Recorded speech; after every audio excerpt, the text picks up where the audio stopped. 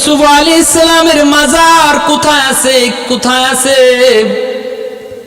ভাইরা বন্ধুরা, মুসা আলাইহিস সালাম যখন বনি ইসরাইলের এই ফেরাউনের জুলুম থেকে বাঁচার জন্য বনি ইসরাইল ওনার সম্প্রদায়কে নিয়ে মিশর থেকে তিনি পলায়ন করেন, আল্লাহ পাক রব্বুল আলামিন জানায় দিয়েছেন, ও মুসা,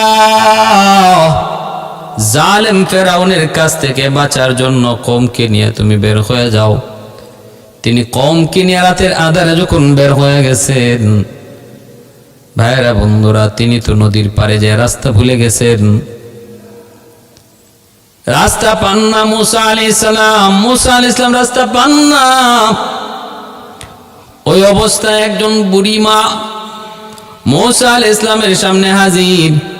তিনি বলতেছেন, আমি রাস্তা তো খুঁজে পাই না, কোন দিকে যাব, কোন দিকে যাব, রাস্তা তো খুঁজে পাই না। তখন ওই বুড়ি মা বলতেছে, রাস্তা খুঁজে পাওয়ার একটাই পথ, ইউসুফ আলাইহিস সালামের কবর। যদি আপনি ওই উনার দেহটা যেই তাবুতের মধ্যে, যেই সিন্দুকের মধ্যে আছে, ওই জায়গা থেকে যদি তুলে আনতে পারেন, তাহলে আপনি রাস্তা পেয়ে যাবেন আর ওনাকে এখান থেকে নিয়ে যাবেন। কারণ ইউসুফ আলাইহিস সালাম তিনি বলেছিলেন, তার ভাইদেরকে বলেছিলেন, আমার ইন্তেকালের পর আমার উম্মতির দল, তোমরা যদি কখনো মিশর ছেড়ে চলে যাও, আমাকে তোমরা এখান থেকে নিয়ে যাও, মিশর থেকে নিয়ে যাও। তোমরা যদি কখনো মিশর থেকে যাও, আমাকে নিয়ে যাও। কারণ ইউসুফ আলাইহিস সালামের মূল বাড়িও তো মিশর নয়, বাড়ি ছিল ফিলিস্তিন। বনি ইসরাইলের বাড়ি, হযরত ইয়াকুব আলাইহিস সালামের বাড়ি হলো ফিলিস্তিন। মিশর আসলেন কেমন করে? মিশর এসেছিলেন ইউসুফ আলাইহিস সালামের মাধ্যমে। ইউসুফ আলাইহিস সালামকে ভাইরা কুয়ার মধ্যে ফালাইছিল, ওই কুয়া থেকে ওনাকে ওঠায় নিল বণিক মিশরের আজিজে মিশর ওনাকে কিনে নিল। এরপরে তিনি আজিজে মিশরের ঘরে থাকলেন। তারপরে বাদশার কাছে তিনি প্রিয়ভাজন হলেন, বাদশাদের অর্থ মন্ত্রণালয় দিল, এরপরে বাদশা বানায় দিল, বাদশা ওনারে বাদশা বানায় দিল। তারপরে ভাইদেরকে আনলেন, হযরত ইয়াকুব আলাইহিস সালামকে আনলেন। এই থেকে ফিলিস্তিন থেকে মিশরে আসা ওই ইউসুফ আলাইহিস সালাম তিনি বলতেছেন, কোনদিন যদি তোমরা মিশর থেকে চলে যাও, আমি ইউসুফকেও, আমার ওই তাবুতটাকেও, আমার ওই সিন্দুকটাকেও মিশর থেকে নিয়ে যাও। যদি আমাকে সঙ্গে না নাও, তাহলে তোমরা পথ পাবা না, পথ পাবা না, পথ পাবা না। ওই মহিলা বলতেছে, আমি সিন্দুকটার খবর জানি, আমি সিন্দুকটার খবর জানি, কোথায় আছে? মুসা আলাইহিস সালাম তখন বলেন, বলুন তাহলে কোথায়, সিন্দুকটা কোথায়? বৃদ্ধা মহিলা বলে, একটা শর্তে আমি বলতে পারবো। কি সেই শর্ত? শর্তটা হলো আমার মৃত্যু যেন ঈমানের হালে হয়, জান্নাতে যেন আমি আপনার সাথে থাকতে পারি। মুসা আলাইহিস সালাম কয়, মালিক, এটা তো আমার ইখতিয়ারে না,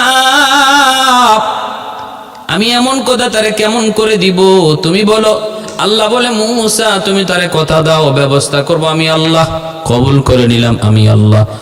মুসা আলাইহিস সালাম মহিলাকে কথা দিলেন। মহিলায় কই, নীল নদের মাঝখানে ইউসুফ আলাইহিস সালামের ওই তাবুত রয়েছে। মুসা আলাইহিস সালাম ওই তাবুতটাকে, সিন্দুকটাকে সেখান থেকে আনলেন। আনার পর রাস্তা খুঁজে পেয়ে গেলেন। ভাইরা বন্ধুরা, রাস্তা পেয়ে গেলেন। তারপর এই সিন্দুক নিয়ে ফিলিস্তিনের মসজিদে খলিলে তারা দাফন করলেন। ফিলিস্তিনের মসজিদে খলিলে ইউসুফ আলাইহিস সালাম তিনি শুয়ে আছেন। ভাইরা, ওনার ইন্তেকালের 400 বছর পর এখান থেকে উঠায় ফিলিস্তিনে দাফন করা হয়। ইউসুফ আলাইহিস সালাম হায়াত পেয়েছিলেন 120 বছর। কেন ইউসুফ আলাইহিস সালামকে মিশরের নীল দরিয়ায় দাফন করা হয়েছিল? কারণটা কি? এটার কারণ কি? ইউসুফ আলাইহিস সালামকে সিন্ধুকে বইরা এই নীল দরিয়ায় মাঝখানে কেন দাফন করা হয়েছিল, নদীর পানিতে? কারণটা কি? কারণ মিশরের মানুষ ইউসুফ আলাইহিস সালামকে অনেক বরকতময়, পুণ্যময় মানুষ হিসেবে জানতো, বরকতি মানুষ। এজন্য ওনার বরকত নেওয়ার জন্য ওনার ইন্তেকালের পর সবাই যার যার বাড়িতে দাফন করতে চাইল। বরকত নেওয়ার জন্য সবাই পারাপারি করতে লাগলো। ইউসুফ আলাইহিস সালামের দ্বারা মিশরের অবস্থার পরিবর্তন হলো। দুর্ভিক্ষ, সারা দুনিয়া জুড়ে দুর্ভিক্ষ, কিন্তু মিশরের মানুষ দুর্ভিক্ষে পড়ে নাই, ঠিক না? তিনি বলেছেন 7 বছর পর্যন্ত ফসল ফলাও। দুর্ভিক্ষের আগের 7 বছর যে যেখানে জমি পাইছো ফসল ফলাও, খালি জায়গা রাখবা না। সমস্ত খালি জায়গা সহ তিনি ফসল ফলাইলেন। স্বপ্নের ব্যাখ্যা দিয়েছিলেন তিনি বাদশাকে। বাদশা যখন এই কথা জানলো 7 বছর ফসল হবে, এর পরে 7 বছর দুর্ভিক্ষ হবে, এজন্য এই কথা জানার পর ইউসুফ আলাইহিস সালামকে ওই কারাগার থেকে ছুটে আনলো, জেলখানা থেকে বের করে আনলো। আইনা ইউসুফ আলাইহিস সালামকে এই দায়িত্ব বুঝাইয়া দিল, অর্থ মন্ত্রণালয়ের দায়িত্ব ওনাকে বুঝাইয়া দিল যে এই দুর্ভিক্ষের বছর কেমন করে টেকেল দিবা, 7 বছর এর আগের 7 বছর কেমন করে ফসল ফলাইবা। ইউসুফ আলাইহিস সালামকে দায়িত্ব বুঝাইয়া দেওয়া হলো। ইউসুফ আলাইহিস সালাম মিশরের মানুষকে ঘোষণা দিলেন, খালি জায়গা কেউ রাখবা না, সমস্ত খালি জায়গা ফসল দ্বারা ভরপুর। পরে 7 বছর দেখা গেল, বলে এরপরে এত ফসল হয়েছে, গুদাম যা ছিল সব গুদাম ভরপুর করে রাখছে। উনি বলছে যে এরপরে খানা সীমিত পরিমাণে খাইবা, দুর্ভিক্ষের 7 বছর এই গুদামজাত করা ফসল দিয়া, শস্য দিয়া কাটাইতে হবে। এমনকি বিভিন্ন দেশ থেকে মানুষ সাহায্যের জন্য আসবে, তাদেরকেও সাহায্য করতে হবে। মিশরের মানুষ দুর্ভিক্ষের কোনো কষ্ট তো টের পায় নাই, বরং ওই যে ইউসুফ আলাইহিস সালামের 10 ভাই কানান থেকে আসছে, ফিলিস্তিন থেকে আসছে, বিভিন্ন জায়গা থেকে এইরকম মানুষজন আসছে, উনি আরো তাদেরকে এইরকম খাদ্যশস্য দিয়ে সহযোগিতা করছেন। একজন মানুষ ইনি খাদ্য একবার করে দেন, এর 3 বার চায়। ইউসুফ আলাইহিস সালাম কয়, কি ব্যাপার, তোমারও তো দিলামই, আবার কেন চাইতেছ? কয়, আমার পরিচয় যদি আপনি পান 3 বার না 10 বার দিবেন। ইউসুফ আলাইহিস সালাম কয়, তোমার কি পরিচয়? কয়, পরিচয় হলো আপনি যখন জুলাইখার হাতে আটক ছিলেন, অপবাদ ছিল আপনার গায়ে, আপনি জুলাইখার সাথে অপকর্ম করেছেন, অন্যায় করেছেন, তখন আপনার পক্ষে সাক্ষী দিছিল যে এই দুধের বাচ্চা। মনে পড়ে গো নবী সেই দুধের বাচ্চার কথা বলে মনে পড়ে। কয়, আমি সেই দুধের বাচ্চা, আজকে বড় হয়েছি। ইউসুফ আলাইহিস সালাম তার বুকে জড়ায় নিলেন, জড়ায় নিয়ে গোদাম করে নিয়ে বলতেছেন, ওপেন করে দিলাম, মন যা চায় তুমি নিয়ে যাও। তাফসীরে কিতাবের ভিতরে আল্লাহ বলেন, ওগো আমার নবী, ইউসুফ আলাইহিস সালামের পক্ষে একবার সাক্ষী দেওয়ার কারণে তার জন্য গোদাম ঘরের ওপেন করে দেওয়া হয়েছিল দরজা। জানাই দিও তোমার যে উম্মত দৈনিক 5 বার আমার পক্ষে সাক্ষী দিবে, 5 বার নামাজ পড়া আমি আল্লাহ জান্নাতের দরওয়াজা ওপেন করে দিব।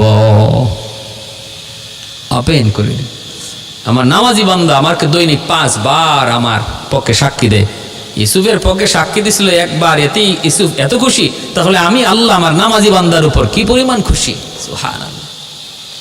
কাদিরে কুদরত দারি বরকামাল, কাদিরে কুদরত দারি हर चिखागी आकुनी, मुर्दरा जा हम तो बख्शी जिंदरा बेजा कुनी, उल्फत में बराबर के वफा हो कि जफा हो, हर चीज में लज्जत है अगर दिल में मजा हो, हर चीज में लज्जत है अगर दिल में मजा हो, एक चश्म ज़दन गाफिल आजा शाह नबशी, शायद के निगाह है कुनदगाह नबाशी, शायद के निगाह है कुनदगाह नबाशी, शायद के निगाह है कुनदगाह नबाशी।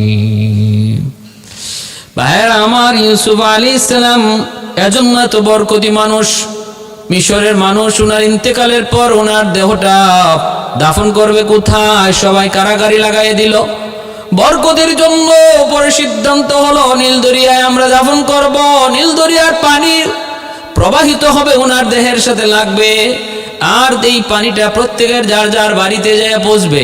এই বরকতি পানি সবাই পাবে, সবাই যেন বরকতের পানি পায়, জন্যই মিশরে নীল দরিয়া ওনাকে দাফন করা হয়েছিল।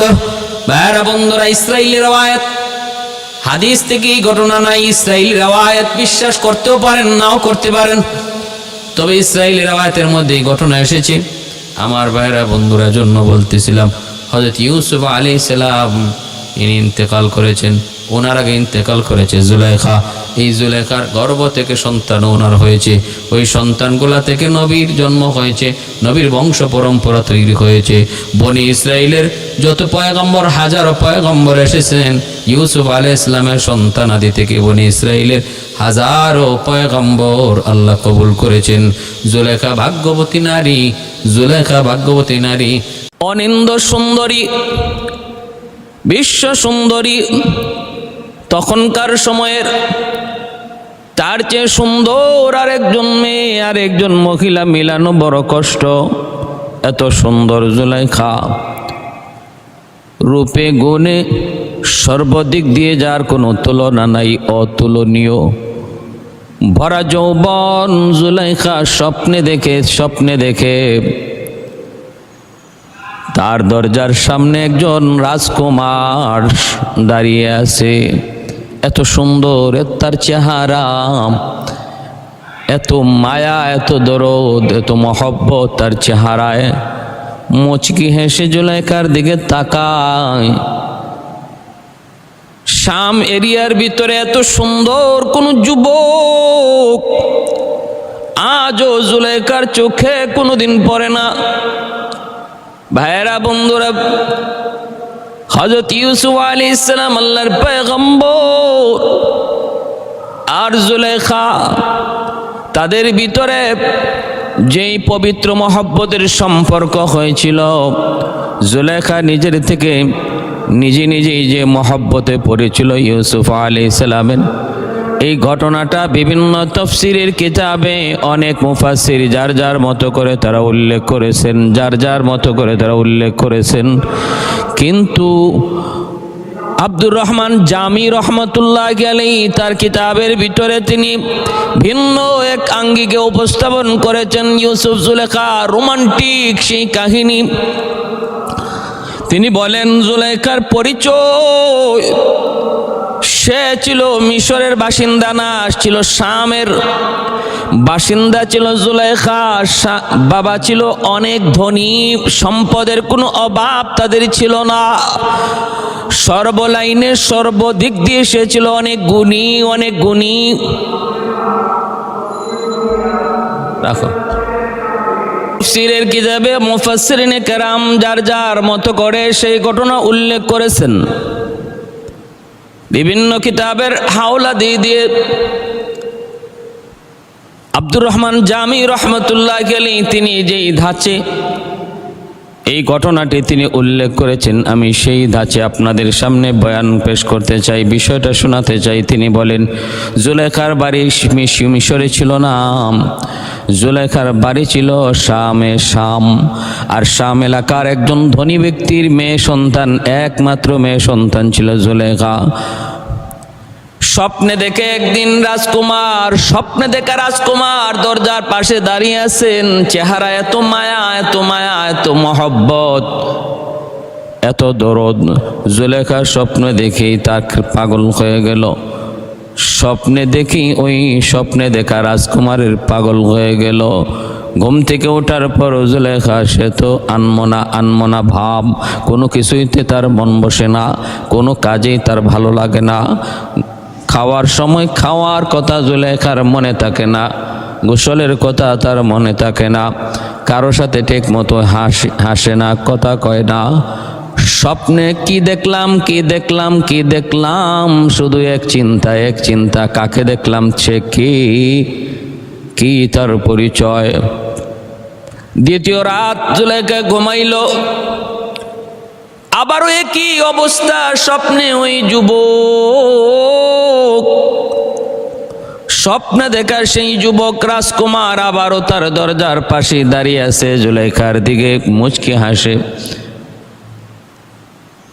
জুলাইখা অবাক নয়নে, অপলক নয়নে শুধু তার দিকে তাকায়। এত সুন্দর সৃষ্টি, এত সুন্দর মানুষ আল্লাহ পাক রব্বুল আলামিন বানাইতে পারেন। রব্বুল আলামিন যিনি সৃষ্টি এত সুন্দর করে বানান না জানি সেই স্রষ্টা কত সুন্দর। আল্লাহর সৃষ্টি যদি এত সুন্দর হয় না জানি আল্লাহ পাক কত সুন্দর। দ্বিতীয় দিনও ঘুম থেকে ওঠার পর জুলাইখার খাওয়ার কথা মনে থাকে না, ঘুমের কথা মনে থাকে না, গোসলের কথা মনে থাকে না, মার সাথে বাবার সাথে ঠিক মতো কথা কয় না, বান্ধবীদের সাথে ঠিক মতো হাসে না, কথা কয় না। জুলাইখার বাবা একমাত্র মেয়ে সন্তানের চিন্তায় পেরেশান হয়ে গেল। মা চিন্তা করে, বাবা চিন্তা করে, কি হলো মেয়েটার, কি হলো, কেন আমার মেয়েটা এমন করে, খাওয়ার সময় কেন খায় না, গোসলের সময় কেন গোসল করে না, হায় হায় কি হলো, কি হলো তার, কি হলো। সবাই পেরেশান। জুলাইখার বাবা তার বান্ধবীকে, জুলাইখার বান্ধবীকে ডাক দিয়া বলতেছে, তুমি একটু জানার চেষ্টা করো। বান্ধবী কয়, আমরাও তো কিছু বুঝি না, কিছু তো কয় না, কিছু তো কয় না, কিছু তো কয় না। জুলাইখা দ্বিতীয় দিন স্বপ্নে দেখলো। ওই স্বপ্নে দেখা রাজকুমারকে আজও সে জিজ্ঞেস করে নাই, কোথায় তোমার ঠিকানা, কোথায় তোমার বাড়ি, কোথায় গেলে তোমাকে পাওয়া যাবে। শাম এলাকার ভিতরে কোনোদিন তোমাকে আমরা দেখি নাই, আমার নজরে কোনোদিন এত সুন্দর কোনো পুরুষও পড়ে নাই। তুমি তো শামের কোনো লোক নও, তাহলে তোমার বাড়ি কোথায় জিজ্ঞেস করে নাই। জুলেখা মনে মনে সিদ্ধান্ত নিয়েছে, তৃতীয় রাত যদি তার স্বপ্নে দেখি তাহলে আর মিস করব না, এই কথা কখনো ভুলে যাব না। তার ঠিকানা আমাকে নিতেই হবে, জিজ্ঞেস করতে হবে বাড়ি কোথায়, কোথা থেকে সে এসেছে, কোথায় গেলে তারে পাওয়া যাবে।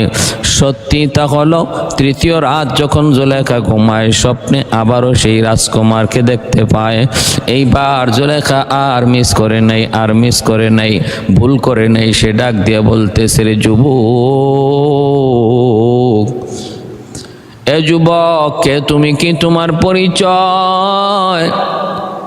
আমি তোমার প্রেমে পাগল হয়ে গেলাম স্বপ্নে দেখি, আমি তো তোমার জন্য পাগল। কি তোমার পরিচয়, কোথায় গেলে তোমাকে পাওয়া যাবে, কি নাম তোমার, কোথায় তুমি থাকো, কেন তুমি আমার ঘুম ভাঙ্গো, কি তোমার পরিচয়? তখনই স্বপ্নে দেখা রাজকুমার আমাকে জুলাইখাকে ডাক দিয়ে বলতেছে, আমাকে যদি তুমি পেতে চাও তাহলে তোমাকে মিশর যাওয়া লাগবে। মিশরের প্রধানমন্ত্রী, ওখানে যায় যদি তুমি আমাকে তালাশ করো তাহলে পেয়ে যাবা। আমি হলাম আজিজে মিশর, মিশরের প্রধানমন্ত্রী। আমাকে যদি তুমি পেতে চাও শামে থাকলে পাবা না, আমাকে পাইতে হলে মিশরের প্রধানমন্ত্রীর বাসভবনে যাওয়া লাগবে। ঠিকানা পেয়ে গেল জুলেখা, কোথায় যাওয়া লাগবে? মিশরের প্রধানমন্ত্রীর বাসভবনে। কোনো কোনো কিতাবে লিখছেন আজিজে মিশর ছিল অর্থমন্ত্রী। যাই হোক, গেছে। জুলেখা ঘুম থেকে ওঠার পর আজকে সে স্বাভাবিক, অন্য দিনের মতো এত পেরেশান নয়, এত চিন্তিত নয়, কারণ বন্ধুর ঠিকানা পেয়ে গেছে, বন্ধুর ঠিকানা পেয়ে গেছে। এখন মনটা শান্ত। খাওয়ার টাইমে টেবিলে যায় হাজির, গোসলের টাইমে গোসল করে, বান্ধবীদের সাথে হাসি খুশি কথা কয়। বান্ধবী তখন ডাক দিয়া বলতেছে, ঘনিষ্ঠ বান্ধবী যে সর্বদা জুলেখার সাথে থাকতো, সে বলতেছে, একটু বল না কি হয়েছে। কয়, বান্ধবী শোন, সখী শোন, 3 রাত দেখেছি, 3 রাত স্বপ্নে দেখেছি মনের রাজকুমারকে, আমার মনের রাজ্যের রাজকুমারকে আমি স্বপ্নে পেয়ে গেছি। প্রথম দিন দেখেছি তার ঠিকানা তাকে জিজ্ঞেস করি নাই, দ্বিতীয় দিন দেখেছি তাও বলি নাই, তৃতীয় দিন আমি ভুল করি নাই। সখী শোন, জীবনে কত যুবক দেখলাম, কত সুন্দর মানুষ দেখলাম, কিন্তু খোদার কসম এত সুন্দর বালক, এত সুন্দর যুবক আমার নজরে কোনোদিন পড়ে নাই। বান্ধবী, আমি এত সুন্দর যুবক জীবনে কোনোদিন দেখি নাই।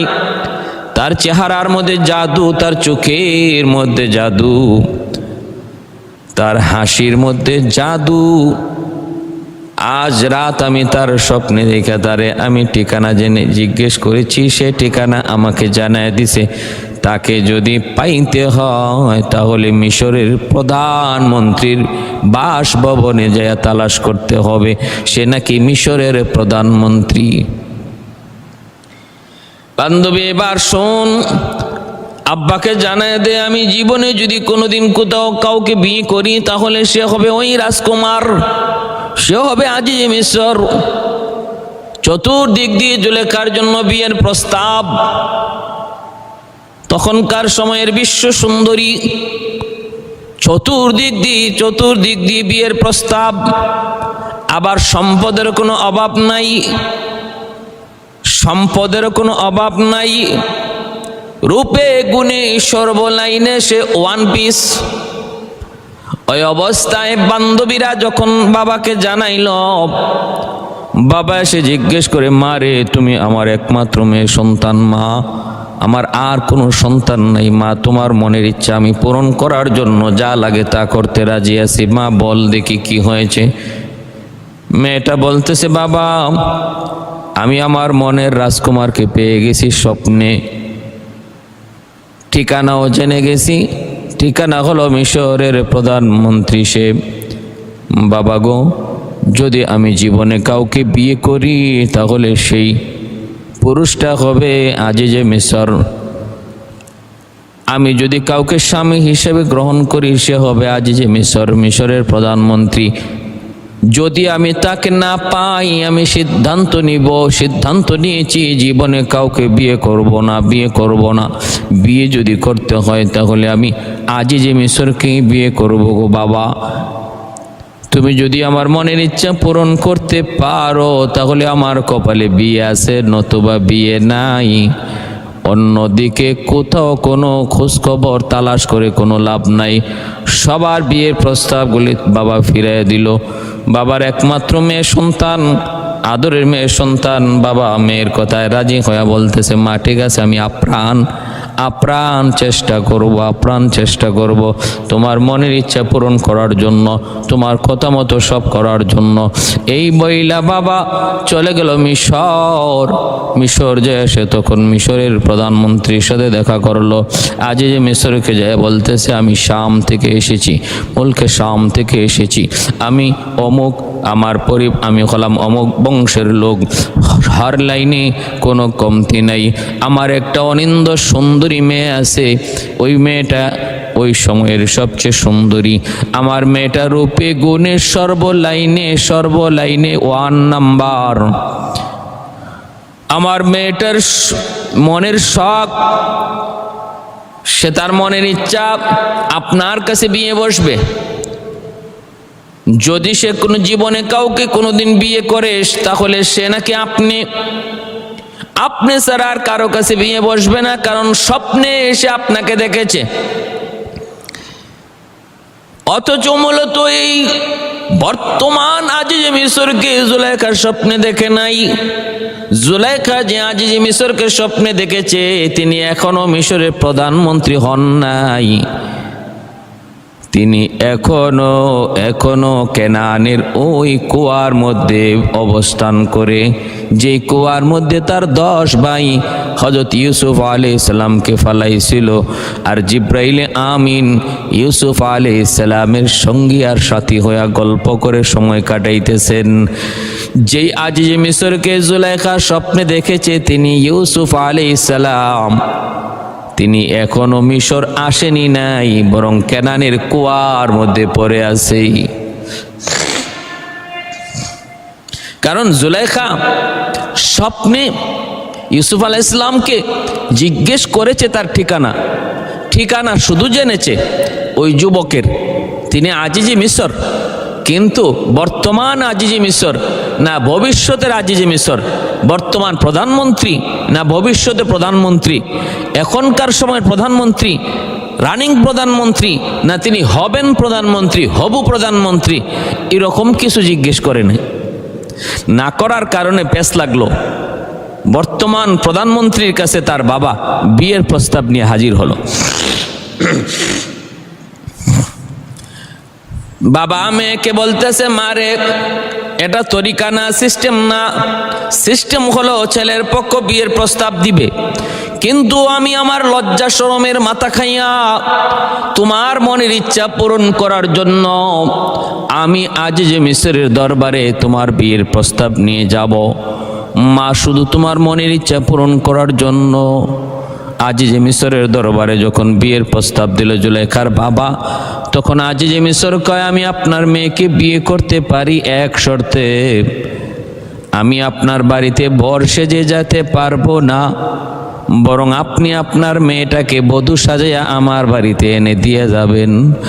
আমি যেতে পারবো না, বরং আপনি আপনার মেয়েকে নিয়ে আসবেন, আমার কাছে দিয়ে যাবেন। এই শর্তে আমি বিয়ে করতে পারি, ভিন্ন কোনো শর্তে আমি বিয়ে করতে পারবো না। সুলেখার বাবা বলতেছে এটা কেমন কথা? এক তো ইজ্জত গেল, আমার সম্মান গেল, এক তো আমার ইজ্জত ধুলায় মিশে গেল। আমি বিয়ের প্রস্তাব নিয়ে আসলাম, আরেক হলো আপনি যদি বলেন আমি মেয়েটাকেও আপনার কাছে নিয়ে আসব, তাহলে আমার ইজ্জত থাকে কই, সম্মান থাকে কোথায়? এটা তো নিয়ম নয়। নিয়ম হলো বর সে সেজে গুজে বধূকে যায় নিয়ে আসবে। আজ যে মিসর বলতেছে আমার দ্বিতীয় কোনো প্রস্তাব নাই। আপনার মেয়ে যত সুন্দরী হোক, আপনি যত বড় ধনী লোকই হন, আপনি যত বড় বংশীয় লোকই হন, আমার একটাই কথা, আমি বিয়ে করার জন্য আপনার বাড়িতে যেতে পারবো না। আপনি আপনার মেয়েকে সাজে আমার বাড়িতে নিয়ে আসবেন, এই শর্তে আমি বিয়ে করব। এই শোনা মাত্র জুলেখার বাবার মাথা গরম হয়ে গেল, লজ্জায় মুখ লাল হয়ে গেল। বলতেছে আমি দেখতেছি, ভেবে দেখব। এই বইলা জুলেখার বাবা চলে আসলেন। মনের মধ্যে বড় কষ্ট, মনের ভিতরে বড় কষ্ট। মেয়ের কাছে আইসা বলতেছে মারে আজ যে মিসর এমন এক শর্ত দিয়েছে রে মা, এই শর্ত আমার পক্ষে পূরণ করা সম্ভব নয়। মা কেমন করে এই প্রস্তাব আমি গ্রহণ করি রে মা? আমার ইজ্জত বলতে কিছু থাকবে না, আমার ইজ্জত ধূলিসাৎ হয়ে যাবে। সে বলতেছে আমি তোমাকে বধূ সাজাইয়া তার বাড়িতে নিয়ে দিয়ে আসবো, সে আসবে না বিয়ে করার জন্য। মা বলতো দেখি আমার বাড়ির কোনো ইজ্জত থাকবে নাকি, আমার কোনো ইজ্জত থাকবে নাকি? এটা আমার পক্ষে সম্ভব নয়। জুলেখা তখন বলতেছে বাবা যদি তোমার পক্ষে সম্ভব না হয় সেটা আমার পক্ষে সম্ভব, কারণ আমি যদি কাউকে বিয়ে করি সিদ্ধান্ত আমার ফাইনাল, আমি তারে ছাড়া আর কাউকে বিয়ে করব না। বাবা তুমি যদি না পারো আমি পারবো, অনুমতি দাও, আমি নিজেই বধূ সেজে তার কাছে চলে যাব। এই কথা বলা মাত্রই জুলেখার বাবা কয় মারে যা, আমি তোমারে অনুমতি দিয়ে দিলাম, যদি এইভাবে তুমি যাইতে পারো তাহলে আমার কোনো বাধা নাই, আপত্তি নাই। মা তোমার মনের ইচ্ছা পূরণ করার জন্য আমি তোমার এই প্রস্তাবটা মেনে নিলাম, তুমি যেতে পারো। এই বইলা জুলেখা বান্ধবীরে লইয়া, সখীরে লইয়া নিজেই বধূ সাইজা আজ যে মিসরের দরবারে রওনা দিয়া দিছে। সখীকে বলতেছে সখী চল, কেউ না গেলেও আমি একা যাব, আর যদি তুই যেতে চাস চল, আমার সাথে চল। আমার স্বপ্নে দেখা রাজকুমারকে আমার দেখতেই হবে, তারে পাইতেই হবে। জুলেখা রওনা দিয়ে দিল বান্ধবীর সাথে লইয়া। মিশর আয়া প্রবেশ করল। আজ যে মিশরের বাসভবনে যায়, চেয়ারে বসা, দূর থেকে জুলেখা তাকায় দেখতে পায় ইউনিফর্ম দেখে তারা বুঝে ফেলল ইনি আজ যে মিশর। ইনি মিশরের প্রধানমন্ত্রী। তার ইউনিফর্ম, তার ড্রেস, তার পোশাক দেখে তারা চিনে ফেলল। কিন্তু ঘটে গেল অদ্ভুত এক ঘটনা। জুলেখা বান্ধবীরে বলতেছে বান্ধবী আমার সর্বনাশ হয়ে গেছে, আমার ডাকাতি হয়ে গেছে, আমার সর্বনাশ হয়ে গেছে। কি হয়েছে কি হয়েছে বল সখী? তার পোশাক আশাকে মনে হয় তিনি আজিজে মিশর, পোশাক আশাকে মনে হয় ইনি প্রধানমন্ত্রী। কিন্তু বান্ধবী আমি স্বপ্নে যারে দেখেছি, আমার স্বপ্নে দেখা রাজকুমারের সাথে এই আজিজে মিশরের চেহারার কোনো মিল নাই। এই চেহারার সাথে আমার স্বপ্নে দেখা রাজকুমারের কোনো মিল নাই, কোনো মিল নাই। হ্যাঁ আমার কি হলো, আমি কি দেখলাম কি শুনলাম? বান্ধবী বলতেছে শান্ত হো, আগে আমারে তুই বল স্বপ্নে যা দেখেছিলি চেহারাটা মনে আসেনি? কয় 100% মনে আছে। চেহারার সাথে মিল নাই? কয় না, বিন্দু পরিমাণ কোনো মিল নাই। কয় তাহলে স্বপ্নে তোরে যে ঠিকানা বলেছে আজিজে মিশর, এই স্বপ্নের ঠিকানাটা তোর মনে আসেনি? ভালো করে বলে 100% মনে আছে। ঠিকানাটাও সে বলেছে আমি আজিজে মিশর, আমি মিশরের প্রধানমন্ত্রী। আমাকে যদি তুমি পেতে হয় মিশরের প্রধানমন্ত্রীর বাসভবনে তুমি যাও, সেখানে গেলে আমাকে তুমি পাইবা। ঠিকানা বলে দিয়েছে সে আজিজে মিশর, ঠিকানা বলে দিয়েছি মিশরের বাসভবন। এই ঠিকানাটাও আমার একদম মনে আছে, 100% মনে আছে, বিন্দু পরিমাণ কোনো সন্দেহ নাই, আমার কোনো সন্দেহ নাই। বান্ধবী তখন বলতেছে রে শোন সখী শোন, তাহলে আমার যা মনে হইতেছে তোর স্বপ্নে দেখা রাজকুমার একদিন না একদিন এই মিশরের বাসভবনে, প্রধানমন্ত্রীর বাসভবনে একদিন না একদিন সে আসবে। হয়তো তুই যারা দেখেছ সে এখনো ওই জায়গায় পৌঁছে নাই, হয়তো সে পৌঁছবে। ঠিকানা যদি সত্য হয় তাহলে আমার পরামর্শ হলো তুই এই রাজদরবারে থেকে যা, তুই এই বাসভবনে থেকে যা, তোর স্বপ্নে দেখা রাজকুমারকে তুই পেয়ে যাবি। ঠিকানা যদি সত্য হয় তাহলে এখানে সে অবশ্যই আসবে, একদিন না একদিন আসবে। তাকে যদি তোর পেতেই হয় তাহলে তোর এখানেই থাকতে হবে। তুই এই প্রধানমন্ত্রীকেই বিয়ে করে নে, এই প্রধানমন্ত্রীকে যদি তুই বিয়ে করে নেও তাহলে একদিন তুই এখানে তার দেখা পেয়ে যাবি, বিয়ে বসবি তারে পাওয়ার উদ্দেশ্যে। জুলাইখা কয় বান্ধবী তোর প্রস্তাবটা বড় সুন্দর। অনেক জ্ঞানী ছিল, বুদ্ধিমতী ছিল জুলেখার সখী, জুলেখার বান্ধবী। কেমন বুদ্ধিটা করছে, কেমন চিন্তাটা করছে। সে বলতেছে তারে যদি তুই স্বপ্নে তার ঠিকানা তুই ঠিকই শুনে থাকিস যে এই আজিজে মিশরের বাসভবন, তাহলে একদিন সে এখানে আসবেই। তুই এখানে থেকে যা আর ওর কাছেই বিয়ে বয়ে যা, ওর কাছেই বিয়ে একদিন তারে পেয়ে যাবে। জুলাইখাকে বাস্তবে দেখে বর্তমান রানিং প্রধানমন্ত্রী পাগল হয়ে গেছে। তার বাবা যখন আইসা বর্ণনা দিছিল তখন তার যে একটা অভিমান ছিল, দেখার পরে আর কোনো অভিমান নাই। এখন আজিজে মিশর পাগল হয়ে গেছে জুলেখাকে বিয়ে করার জন্য। জুলেখাকে বিয়ে করার জন্য প্রস্তাব দেওয়া বসছে সরাসরি, যেভাবে মন চায় এইভাবে আমি তোমাকে বিয়ে করতে রাজি, তুমি রাজি কিনা বলো। জুলাইখা তখন চিন্তায় পড়ে গেল, বান্ধবীর কথা সত্য, যদি আমার স্বপ্নে দেখা রাজকুমারকে পেতে হয় তাহলে এই জায়গায় আমাকে থাকতে হবে। আর এখানে থাকার ব্যবস্থা শুধু একটাই, বর্তমান রানিং প্রধানমন্ত্রীকে বিয়ে করতে হবে, এছাড়া থাকার কোনো ব্যবস্থা নাই। জুলেখা বিয়ের প্রস্তাবে রাজি হয়ে গেল, বিয়ের প্রস্তাবে রাজি হয়ে গেল। ধুমধাম করে বিয়ে হয়ে গেল, ধুমধাম করে বিয়ে হয়ে গেল। আজিজে মিশর জুলেখাকে নিজের স্ত্রী বানায় নিল। জুলেখা ওর বাসভবনে থাকতে লাগলো। কিন্তু আল্লাহ পাক রব্বুল আলামিনের কুদরতি ফয়সালা, আল্লাহ পাক রব্বুল আলামিন আজিজে মিশরকে আল্লাহ পাক রব্বুল আলামিন নামর্দ বানায় দিয়েছেন, পুরুষত্বহীন বানায় দিয়েছেন। কারণ রব্বুল আলামিনের উদ্দেশ্য হলো, রব্বুল আলামিনের কুদরতি সিদ্ধান্ত হলো জুলেখাকে আল্লাহ পাক তার একজন পয়গম্বরের স্ত্রী বানাবেন, তার একজন নবীর স্ত্রী বানাবেন। অতএব সে অন্য কোনো পুরুষের কাছে ব্যবহৃত হইতে পারে না, অন্য কোনো পুরুষের হাতে সে ব্যবহৃত হইতে পারে না। এজন্য ওই আজিজে মিশরকে আল্লাহ পাক রব্বুল আলামিন পুরুষত্বহীন একজন নামর্দ পুরুষ,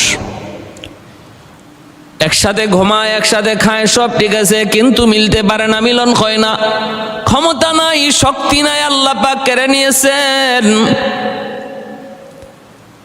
আর জুলেখাও ঘুমায় ঠিক, কিন্তু স্বপ্নে হলো তার, চিন্তায় হলো তার ওই স্বপ্নে দেখা রাজকুমার কোন দিন আসবে, কোথায় আসবে, কেমনে পাবো, এই হলো জুলেখার চিন্তা। ভাইরা বন্ধুরা এদিকে এবার আসুন, হযরত ইউসুফ আলাইহিস সালামকে কুয়ায় ফেলাই দিল তার ভাইরা। কেন ফেলাইছিল? হিংসা করে। হিংসাটা কি? ইউসুফ আলাইহিস সালাম ছোট্টবেলায় তিনি একটা স্বপ্ন দেখেছিলেন, আর স্বপ্নটা ছিল 11টা নক্ষত্র তাকে সেজদা করে আর চাঁদ সূর্যও তারে সেজদা করে।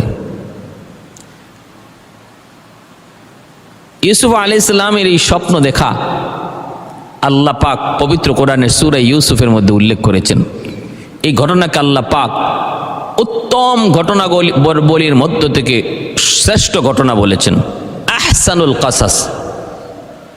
উত্তম ঘটনাবলীর মধ্য থেকে উত্তম ঘটনা আল্লাহ পাক, উত্তম একটা কিচ্ছা আল্লাহ বলেছেন। ইউসুফ আলাইহিস সালামের এই ঘটনাটা পবিত্র কোরআনে আল্লাহ পাক যদ্দূর বলেছেন বিস্তারিত, আর কোনো নবীর বিষয়, আর কোনো নবীর ইতিহাস, আর কোনো নবীর জীবনী আল্লাহ এতটা সবিস্তারে বলে নাই কোরআনের মধ্যে।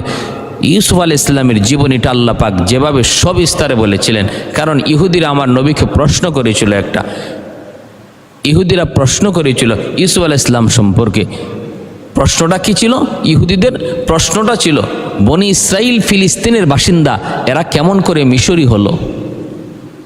যদি আপনি নবী হয়ে থাকেন তাহলে বলুন, বনি ইসরাইল ফিলিস্তিনের বাসিন্দা, এরা কেমন করে মিশরি হলো? যদি নবী হয়ে থাকেন তাহলে জানবেন, আর নবী না হলে জানবেন না। আমার নবী আপনার নবী আল্লাহর কাছ থেকে জানতে চাইলেন, আর আল্লাহ পাক সবিস্তারে বনি ইসরাইল কেমন করে ফিলিস্তিন থেকে তারা মিশরি হয়েছিল এই ঘটনা ইউসুফ আলাইহিস সালামের জীবনী থেকে আল্লাহ পাক শুরু করলেন। দেখেন, হযরত ইউসুফ আলাইহিস সালাম তিনি ফিলিস্তিনে কেনানে ইয়াকুব আলাইহিস সালামের সন্তান, আর ইয়াকুব আলাইহিস সালাম ইসহাক আলাইহিস সালামের সন্তান, আর ইসহাক আলাইহিস সালাম হযরত ইব্রাহিম আলাইহিস সালামের সন্তান। তাহলে ইব্রাহিম আলাইহিস সালাম তিনিও নবী, তার ছেলে ইসহাক আলাইহিস সালামও নবী, তার ছেলে ইয়াকুব নবী, তার ছেলে ইউসুফ আলাইহিস সালাম নবী। আর ইউসুফ আলাইহিস সালাম থেকে বনি ইসরাইলের যত হাজার হাজার পয়গম্বর জন্ম নিছে, সকল পয়গম্বর ইউসুফ আলাইহিস সালামের বংশধর থেকে। কারণ ইয়াকুব আলাইহিস সালামের বাকি 10 সন্তান ছিল, তাদের বংশ থেকে কোনো নবী আসে নাই, ইতিহাসে পাওয়া যায় না। ইতিহাসে পাওয়া যায় ইউসুফ আলাইহিস সালামের বংশ থেকেই পরবর্তীতে বনি ইসরাইলে হাজারেরও বেশি নবী এসেছেন। হযরত ইয়াকুব আলাইহিস সালাম ইনি ইউসুফ আলাইহিস সালামকে একটু মায়া করতেন, কারণ ইউসুফ আলাইহিস সালামের মা নাই। বাকি 10 ভাইয়ের মা, 10 ভাই এক মায়ের গর্ভের, আর ইউসুফ আলাইহিস সালাম আরেক মায়ের গর্ভের। আর ইউসুফ আলাইহিস সালামের মার পেটের আরেকটা ভাই ছিল যার নাম বিনিয়ামিন। এই বিনিয়ামিন আর হযরত ইউসুফ আলাইহিস সালাম তারা এক মার গর্ভের সন্তান, আর বাকি 10 ভাই আরেক মার গর্ভের সন্তান। তাদের মা ভিন্ন কিন্তু বাবা এক, হযরত ইয়াকুব আলাইহিস সালাম। তো ইউসুফ আলাইহিস সালামের জন্মের পরই মা মারা গেছেন, এই জন্য মা মরা সন্তানটার প্রতি বাবার দরদ একটু বেশিই থাকে, এর মাঝে আবার ইউসুফ আলাইহিস সালাম তিনি ভবিষ্যতে নবী হবেন, এটা ইয়াকুব আলাইহিস সালাম তিনি বুঝতে পারছেন তার স্বপ্নের দ্বারা। তিনি বলেছেন, বাবা এই স্বপ্ন কারো কাছে বইল না, এটা তোমার ভাইদের কাছে বইল না, কারো কাছে বইল না। এটা বহু তাৎপর্যপূর্ণ এক স্বপ্ন। এতে করে মুফাসসিরিন কেরাম লিখেন, স্বপ্ন যার তার কাছে বলা যায় না, স্বপ্নের ব্যাখ্যা সবাই জানে না। স্বপ্নে দেখতে শুনতে মনে হবে খারাপ, কিন্তু এর ব্যাখ্যা অনেক ভালোও থাকে। আবার স্বপ্ন শুনতে মনে হবে খুব ভালো, কিন্তু এর ব্যাখ্যা অনেক খারাপও হতে পারে। কিন্তু এই ব্যাখ্যা উল্টে যায়, এই তাবিরটা উল্টে যায় যদি আনারি একজন মানুষ স্বপ্নটা শোনার পর কোনো কিছু বলে ফেলে। মনে করেন আপনার স্বপ্নটা শুনতে খুব খারাপ, কিন্তু এর তাবিরটা ছিল খুব ভালো।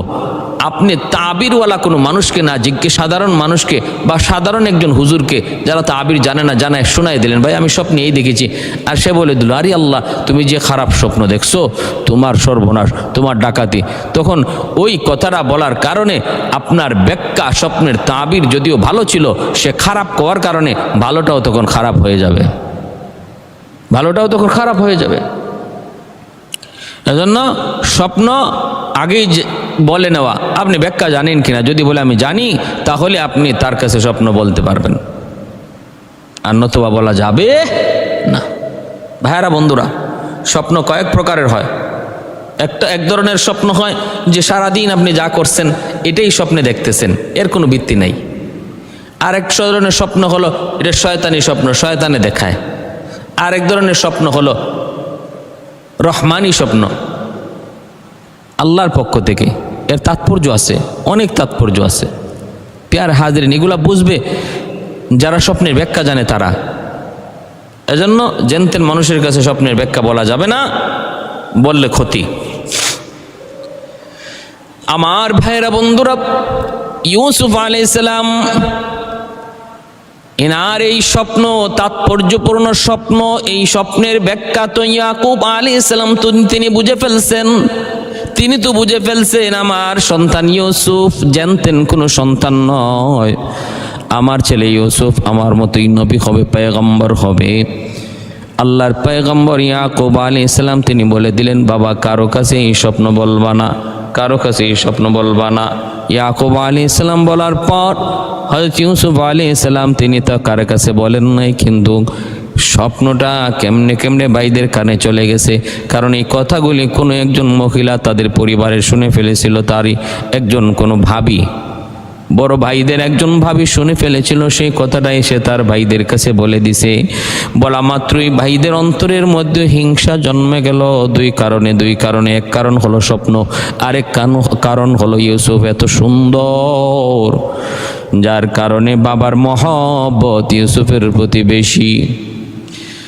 ইউসুফ আলাইহিস সালামের প্রতি ইয়াকুব আলাইহিস সালামের মহব্বত একটু বেশি। কারণ হলো, এক হলো মা নাই মাহারা সন্তান, আরেক হলো চেহারা এত সুন্দর। আল্লাহ তামাম পৃথিবীর সমস্ত মানুষকে যতটুকু সৌন্দর্য দিয়ে সৃষ্টি করেছেন, এর অর্ধেক সুন্দর দিয়ে আল্লাহ পাক ইউসুফ আলাইহিস সালামকে বানাইছেন।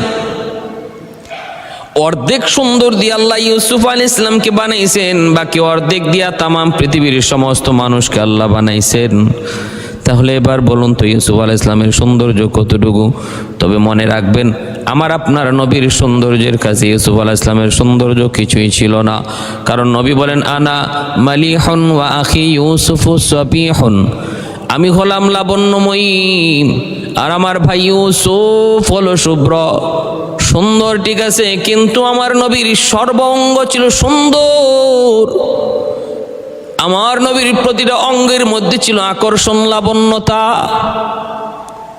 আমার নবীর চেহারার মধ্যে ছিল জাদু, সর্ব অঙ্গ ছিল নবীর এত সুন্দর। এজন্য হাসান রাদিয়াল্লাহু তাআলা আনহু তিনি বলেন, মা রাআইতু আহসানা মিন কালাম তারাকাতু আইনি ওয়ালাম আজমালা মিন কালাম তালিদিন নিসাউ খুলিকতা মুবাররাআম মিন কুল্লি আইবিন কাআন্নাকা খুলিকতা কামা তাশাউ। বহুত বড় একজন আরবি কবি ছিলেন হাসান বিন সাবিত রাদিয়াল্লাহু তাআলা আনহু। তিনি বলেন, নবী গো, আমার এই চোখ আপনার চেয়ে সুন্দর কাউকে কোনোদিন দেখে নাই। আপনার চেয়ে সুন্দর কোনো সন্তান আজও পর্যন্ত পৃথিবীতে কোনো মা প্রসব করে নাই। খুলিকতা মুবাররাআম মিন কুল্লি আইবিন, আল্লাহ আপনাকে বানাইছে সমস্ত ত্রুটি মুক্ত করে। খুলিকতা মুবাররাআম মিন কুল্লি আইবিন কাআন্নাকা খুলিকতা কামা তাশাউ। আপনার চেহারার দিকে তাকাইলে মনে হয় আল্লাহ আপনার মর্জি মতো আপনারে বানাইছে গো নবী। চেহারার দিকে তাকাইলে মনে হয় আল্লাহ আপনার চেহারাটা বানাইবার আগে আপনারে জিজ্ঞেস করেছে, বন্ধু তোমার চেহারা বানাবো, কেমন করে বানালে তুমি খুশি হও বলো। আপনি যেভাবে বলেছেন সেভাবেই যেন আল্লাহ আপনার চেহারাটা বানায় দিছে। অগনবী, আপনার চোখের দিকে তাকাইলে মনে হয় এই চোখটা বানাইবার আগে আল্লাহ জিজ্ঞেস করেছে, বন্ধু তোমার চোখ বানাবো, কেমন করে বানাইলে তুমি খুশি হও বলো। নবী গো, আপনি যেভাবে বলছেন যেন আল্লাহ আপনার চোখটা এইভাবেই বানায় দিছে। আমাদের সমাজে যদি বড় বড় চোখ হয়, মানুষ কয় কত সুন্দর চোখ, ডাগর ডাগর চোখ, হরিণীর মতো চোখ। আল্লাহ যদি আমাদেরকে জিজ্ঞেস করতো তোমার চোখটা কেমনে বানাবো তুমি বলো, আমি বলতাম মালিক হরিণীর মতো চোখ চাই, ডাগর ডাগর চোখ চাই। কারণ এই চোখের প্রশংসা অনেক কবিতার মধ্যে করেছে, ঠিক না? কত কত কিছু কইতাম যদি আল্লাহ আমাদের কি অপশন দিত। কইতাম আমার টুরটা এরকম হোক, আমার নাকটা এমন হোক, চোখটা এমন হোক, কপালটা এমন হোক, চুলগুলি এমন হোক, কত। সাহাবী বলতেছেন, নবী গো, আপনার চেহারার দিকে তাকাইলে মনে হয় আল্লাহ আপনাকে বারবার জেগাইছে প্রতিটা অঙ্গ বানাইবার আগে। বন্ধু কেমন করে বানাবো একটু বলো। নবী গো, আপনি যেভাবে বলছেন মনে হয় আল্লাহ আপনাকে সেইভাবে বানিয়ে দিছে, সেইভাবে বানিয়ে দিছে। ভাইয়েরা, বন্ধুরা, এজন্য আমার নবীর চেহারায় কোনো খুঁত ছিল না, আমার নবীর কোনো অঙ্গে কোনো খুঁত ছিল না, খুঁত ছিল না, এত সুন্দর। সেই নবীর সুন্দর দেহটাকে তায়েফের জমিনে, আমার নবীর সেই সুন্দর দেহটাকে তায়েফের জমিনে ওই দুষ্ট ছেলেরা পাগল পাগল কয়া কয়া যখন ঢিল মারছে, দেহের প্রতিটা চুলের গোড়ায় গোড়ায়, পশমের গোড়ায় গোড়ায় ক্ষত হয়ে গেছিল, কালো হয়ে গেছিল। আম্মাজান আয়েশা সিদ্দিকা রাদিয়াল্লাহু তাআলা আনহা যখন আমার মায়ের নবীর শরীরের এই ঘাগুলা দেখলেন, নবী গো, এত সুন্দর দেহ মুবারকে এই বসন্তের দাগ, আপনার কি কখনো কোনোদিন বসন্তের রোগ হয়েছিল নাকি? আল্লাহর নবী বলেন, না আয়েশা, এটা বসন্তের কোনো রোগের দাগ নয়, এই কালো কালো দাগগুলি তায়েফের জমিনের পাথরের আঘাত, তায়েফের জমিনের পাথরের আঘাত, এটা কোনো রোগ নয়। ভাইয়েরা, বন্ধুরা, জন্য বলতেছিলাম, এরে নবীর উম্মত, একটু চিন্তা করে দেখো যুবক, হাতে ধরে বলি, পায়ে ধরে বলি, আর নবীরে কান্দায়ও না। যেই নবীর এত শরীরে মশা মাছি বসা পর্যন্ত আল্লাহ হারাম করে দিয়েছিলেন, ওই নবী দিনের জন্য পাথরের আঘাত খেয়ে শরীর থেকে রক্ত জড়ায়া শরীরে জায়গায় জায়গায় ক্ষত হয়ে গেছিল। এরপর মায়ের নবী তাদের জন্য বদদুয়া দেয় নাই, বদদুয়া করে নাই, আর দোয়া করে যে আল্লাহুম্মা হদি কওমি ফাইন্নাহুম লা ইয়ালামুন, আল্লাহ আমার কওম বুঝে না, ওদেরকে মাইরো না, ওদেরকে যদি মেরে ফেলো আমি দাওয়াত দিব কাদের কাছে? ওরা যদি না বুঝে, ওদের সন্তানরা হয়তো আমাকে বুঝবে, আমাকে চিনবে। আল্লাহ, আমাকে তুমি রহমতের নবী বানাইছো, আমার কওমের জন্য তুমি আমার কারণে গজব দিও না। ভাইয়েরা, বন্ধুরা, মায়ার নবী, দয়ার নবী এত সুন্দর, সেই নবী রহমতের নবী, মায়ার নবী এত সুন্দর। ইউসুফ আলাইহিস সালাম তিনিও সুন্দর, কিন্তু আমার আপনার নবীর চেয়ে সুন্দর নয়। আম্মা জান আয়েশা সিদ্দিকা রাদিয়াল্লাহু তাআলা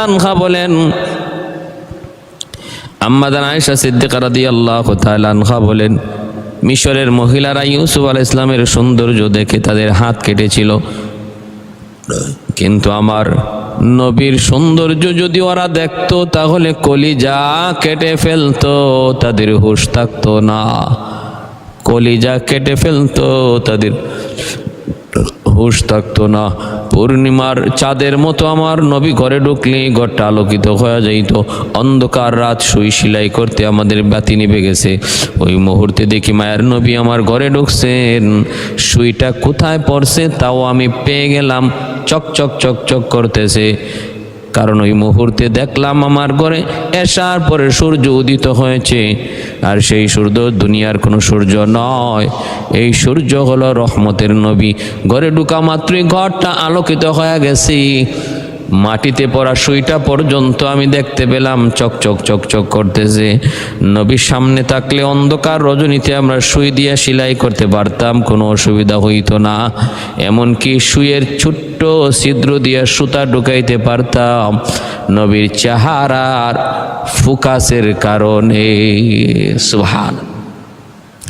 শাফিঈ রোজে জাযা ও যা খতীবে আম্বিয়া, শাফিঈ রোজে জাযা ও যা খতীবে আম্বিয়া, সাহেবে হাউজ ও লিওয়া জিল্লে খুদা রোজে আতীদ, সাহেবে হাউজ ও লিওয়া জিল্লে খুদা রোজে আতীদ, সাহেবে আসরার ऊना मुँह से अकबर बरमला, साहिब असरार ऊना मुझसे अकबर बरमला इल्म ओ अज अव्वलिनो आखिरी अंदर मजीद इल्म ओ अज अव्वलिनो आखिरी अंदर मजीद रहमतुल्लिल आलमी खन दश खुदावंद करीम खल्क़ खुल्क़ कौलो फ़िअलो हदियो सिमते ও হামিদ। এজন্যই হিংসা করে তার ভাইয়েরা 10 ভাইয়েরা বাবার কাছে আবদার করে, বাবা ইউসুফকে আমাদের সাথে দেন, খেলার মাঠে নিয়ে যাব। একা একা বাড়িতে থাকে। আমরা চলে যাই ছাগল রাখালিতে, আমরা চলে যাই উট রাখালিতে, আর ইউসুফ একা একা বাড়িতে থাকে। মন মরা তাকে আমাদের সাথে দিয়ে দেন, আমরা তার আমাদের সাথে নিয়ে যাই, খেলাধুলা করব। ইয়াকুব আলাইহিস সালাম বললেন, তখন বাবা আমার তো ভয় হয়, তোমরা খেলার তালে মগ্ন থাকবে আর ওই মুহূর্তে আমার সন্তান ইউসুফকে বাঘে খেয়ে ফেলবে, আমার এমনটা ভয় হয়। কিন্তু না, কেন ইয়াকুব আলাইহিস সালাম এই কথা বলেছিলেন? তাফসীরের কিতাবে লিখে, ইয়াকুব আলাইহিস সালাম তিনি একদিন স্বপ্নে দেখেছিলেন ইউসুফকে বাঘে ধাওয়া করেছে, আর 10 ভাইয়েরা তারা এরকম খেলার মাঠে ছিল আর ইউসুফকে বাঘে খেয়ে ফেলেছে। ইয়াকুব আলাইহিস সালাম এমনটা স্বপ্নে দেখে তিনি এমন কথা বলেছিলেন, কিন্তু ভাইয়েরা বলতেছে, না গো বাবা, ভয় পেও না, আমরা 10টা ভাই, আমরা এক একজন এক একটা বাঘের মতো শক্তি রাখি। আমাদের সামনে আমাদের ভাই ইউসুফকে বাঘে খেয়ে ফেলবে, কেমন করে বাবা তুমি এটা কল্পনা করলা? না বাবা, টেনশন করো না। এইদিকে ইউসুফ আলাইহিস সালাম কেউ বুঝাইছে, ছোট্ট বালক ইউসুফ ওনারও বুঝাইছে, তুইও আব্বারে ক আমাদের সাথে খেলায় যাবি, একা একা কি করবি? ইউসুফ আলাইহিস সালাম যে বাবার কাছে আবদার করেছে, আব্বা আপনি আমাকে সুযোগ দেন, ভাইয়াদের সাথে আমি খেলায় যাব। ইউসুফ আলাইহিস সালাম তখন দিতে বাধ্য হলেন, ঠিক আছে যাও। ভাইদেরকে বলে দিলেন, সাবধানে তোমরা রাইখো, যত্ন রাইখো, খেয়াল রাইখো। ভাইরা নিয়ে গেল। বাবার চোখের আড়াল হওয়া মাত্র ইউসুফ আলাইহিস সালামকে নিজের কাঁধ থেকে মাটিতে আছাড় দিয়ে ফেলায় দিল। বাবার চোখে দেখা যায় সময় পর্যন্ত ইউসুফ আলাইহিস সালামকে ভাইয়েরা খুব আদর যত্ন করেই নিতেছে, কিন্তু চোখের সীমানাটা পার হওয়ার পরেই কি করছে? আছাড় দিয়ে কুয়ার মধ্যে ফেলাই দিছে, মাটিতে ফেলাই দিছে। ফালাই একজনে ঘুষি দেয়, আর একজনে লাথি দেয়, একজনে কিল দেয়, এইভাবে শুরু করছে মাইর। ইউসুফ আলাইহিস সালাম কান্দেন আর বলেন, ভাইয়া আমি কি দোষ করলাম? তোমরা আমাকে কেন মারতেছো? কি জন্য মারতেছো? ভাইয়েরা কই কথা বলবি না, তোরে নাকি 10টা চাঁদ সূর্য, তোরে নাকি 10টা নক্ষত্র সেজদা দেয়, চাঁদ সূর্য সেজদা দেয়, হ্যাঁ তোরে নাকি নক্ষত্ররা সেজদা দেয়, হ্যাঁ ঠিক আছে বল, এখন দেখি তোরে কে বাঁচায়। ইউসুফ আলাইহিস সালামকে এক ভাই মারে, আর এক ভাইয়ের কাছে যায়, ভাইয়া আমাকে বাঁচাও। সেও তখন আরেকটা ঘুষি মেরে আরেকজনের কাছে দেয়। এইভাবে মারতে সামনের দিকে নিয়ে চলেছে। একজন করে পরামর্শ করে কি করব, হত্যা করার সিদ্ধান্ত যেই তারা নেয়, আরেকজন বাধা দিয়ে বসছে, বড় ভাই বলতেছে, না তোরা হত্যা করবি না, কারণ হত্যা করা সম্ভব হবে না, মায়ার চেহারাটা চোখের সামনে ভাসবে। আমাদের উদ্দেশ্য হলো বাবার চোখের আড়াল করে দেওয়া। বাবা যে আমাদের চেয়ে ইউসুফকে বেশি মায়া করে, এটা যেন নষ্ট হয়, ইউসুফ যেন বাবার চোখের আড়াল হয়ে যায়, এটাই তো আমাদের উদ্দেশ্য। মারা লাগবে না, হত্যা করা লাগবে না। আমার পরামর্শ যদি গ্রহণ করো, ওই যে পাশে একটা কুয়া আছে, এই কুয়াটা অনেক দিন যাবত এরকম পড়ে আছে, এই কুয়ার মধ্যে যদি আমরা ফালায়া দেই, হয়তো ইউসুফ পানি যদি থাকে পানিতে ডুবে মারা যাবে, কেউ পাবে না। আর যদি পানি না থাকে তাহলে হয়তো এমনও হইতে পারে, যদি বেঁচেও থাকে তাহলে ওই দিক দিয়ে কোনো পথিক কুয়া থেকে যদি পানি পান করার জন্য বালতি ফালায়, হয়তো তাদের হাতে ইউসুফ ধরা পড়ে যেতে পারে। তারা ইউসুফকে নিয়ে কোনো বণিক, কোনো কাফেলা অন্য দেশে নিয়ে চলে যাবে, আমাদের উদ্দেশ্য পূরণ হয়ে যাবে। আমরা তো চাই চোখের আড়াল হয়ে যাক, এই সিদ্ধান্তই সর্বসম্মতিক্রমে গ্রহণ হলো। তারা ওই কুয়ার কাছে নিয়ে ইউসুফ আলাইহিস সালামকে কুয়ায় যখন ফালায় দিবে, ইউসুফ আলাইহিস সালাম বারবার শুধু ডাকতেছে পিছন দিক থেকে, বাবা বাবা কয়া ডাকতেছে ছোট্ট বালক। আকাশ বাতাস সেই আওয়াজ ছড়িয়ে পড়েছে, ইউসুফ আলাইহিস সালাম বাবা বাবা কয়া ডাকতেছে, আবাতি আবাতি। কুয়ার মধ্যে যখন ফালায়া দিবে ছোট্ট বালক ইউসুফ, তিনি বলতেছেন, ভাই আমাকে ফালায়ও না, আমার বড় ভয় হয় ভয় হয়, তোমরা এই কুয়াতে আমারে ফালায়ও না, কুয়াতে সাপ থাকবে না কি থাকবে কিছু জানা নাই। হাত পা বেঁধে ইউসুফ আলাইহিস সালামকে ওই জায়গায় ফালায় দিল, তারা কুয়াতে ধাক্কা দিয়ে ফালায় দিল। কুয়ার দিকে ইউসুফ আলাইহিস সালাম পড়তেছে, আল্লাহ পাক রব্বুল আলামিন তখন জিব্রাইল আমিনকে বলতেছে, জিব্রাইল জিব্রাইল আমিন কয়, লাব্বাইক ইয়া রব্বি, কোথায় আছো? সাত আসমানের উপর। এ জিব্রাইল তাড়াতাড়ি করে যাও, আমার ইউসুফকে তার ভাইয়েরা কুয়ায় ফালায়া দিছে, নিচের দিকে যাইতেছে, নিচের দিকে যায়, যদি কুয়ার তলে যায় পড়ে সেখানে পাথর, আবার পানি, পানির মধ্যে পড়লেও আমার ইউসুফ পানিতে মারা যাবে, ক্ষতি হবে, পাথরে পড়লেও আঘাত পাবে।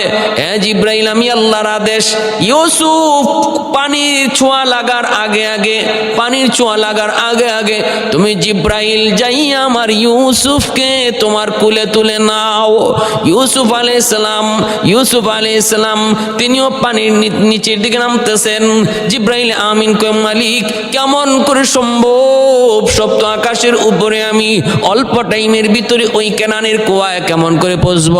আল্লাহ বললেন, জিব্রাইল শুরু করে দাও, যাত্রা শুরু করে দাও, যতগুলি তোমার ডানা আছে সবগুলি ব্যবহার করো, চেষ্টা করা তোমার কাম, পৌঁছে দেওয়া আমি মাওলার কাম। ইউসুফ আলাইহিস সালাম তিনিও নিচের দিকে যায়, জিব্রাইলও তিনিও নিচের দিকে যায়, ইউসুফ কুয়ার নিচের দিকে যায়, আর জিব্রাইল সপ্ত আকাশ থেকে নিচের দিকে নামে। আল্লাহ পাক রব্বুল আলামিনের আদেশে একদিকে ইউসুফ নামে আর একদিকে জিব্রাইল নামে। পানির ছোঁয়ার কাছাকাছি পৌঁছার আগেই জিব্রাইল কুয়ার মধ্যে হাজির, পানিতে পড়ার আগেই জিব্রাইল আমিন ইউসুফ নবীকে কুলে উঠায় নিলেন। এই ক্ষমতা আল্লাহর আসেনি না নাই? আছে। কাদিরে কুদরত দারি হরচে খাহি আকুনি, কাদিরে কুদরত দারি হরচে খাহি আকুনি, মুর্দা রাজা हम तो बख्शी जिंदा राबे जाकुनी, मुर्दा राजा हम तो बख्शी जिंदा राबे जाकुनी, कादिरे कुदरत दारी बरकमाल, अंत रब्बी अंत हस्बी दुल जलाल, अंत रब्बी अंत हस्बी दुल जलाल। আল্লাহ পাক বলে দিয়েছে, জিব্রাইল শুধু ওইখানে আমার ইউসুফকে তুমি কুলে নিবা তা না, জান্নাতি পোশাক তারে পরাইবা, আর জান্নাতি ওই চোখে জান্নাতি একটা খাটের মধ্যে, একটা জান্নাতি চেয়ারের মধ্যে আমার ইউসুফরে বসায় রাখবা, আর যত আমার ইউসুফ একা একা ওইখানে থাকবে, ভয় পাবে, তুমি জিব্রাইল তার সাথে তাইকা গল্প করে করে তার সাহস দিবা। সুবহানাল্লাহ। এইদিকে জুলেখা যে ইউসুফকে পাওয়ার জন্য রানিং প্রধানমন্ত্রী মিশরের, আজিজি মিশরের কাছে বিয়ে বসলো যারে পাওয়ার জন্য, সেই স্বপ্নে দেখা রাজকুমার ফিলিস্তিনের কেনানের কুয়ায় জিব্রাইলের সাথে গল্প করে।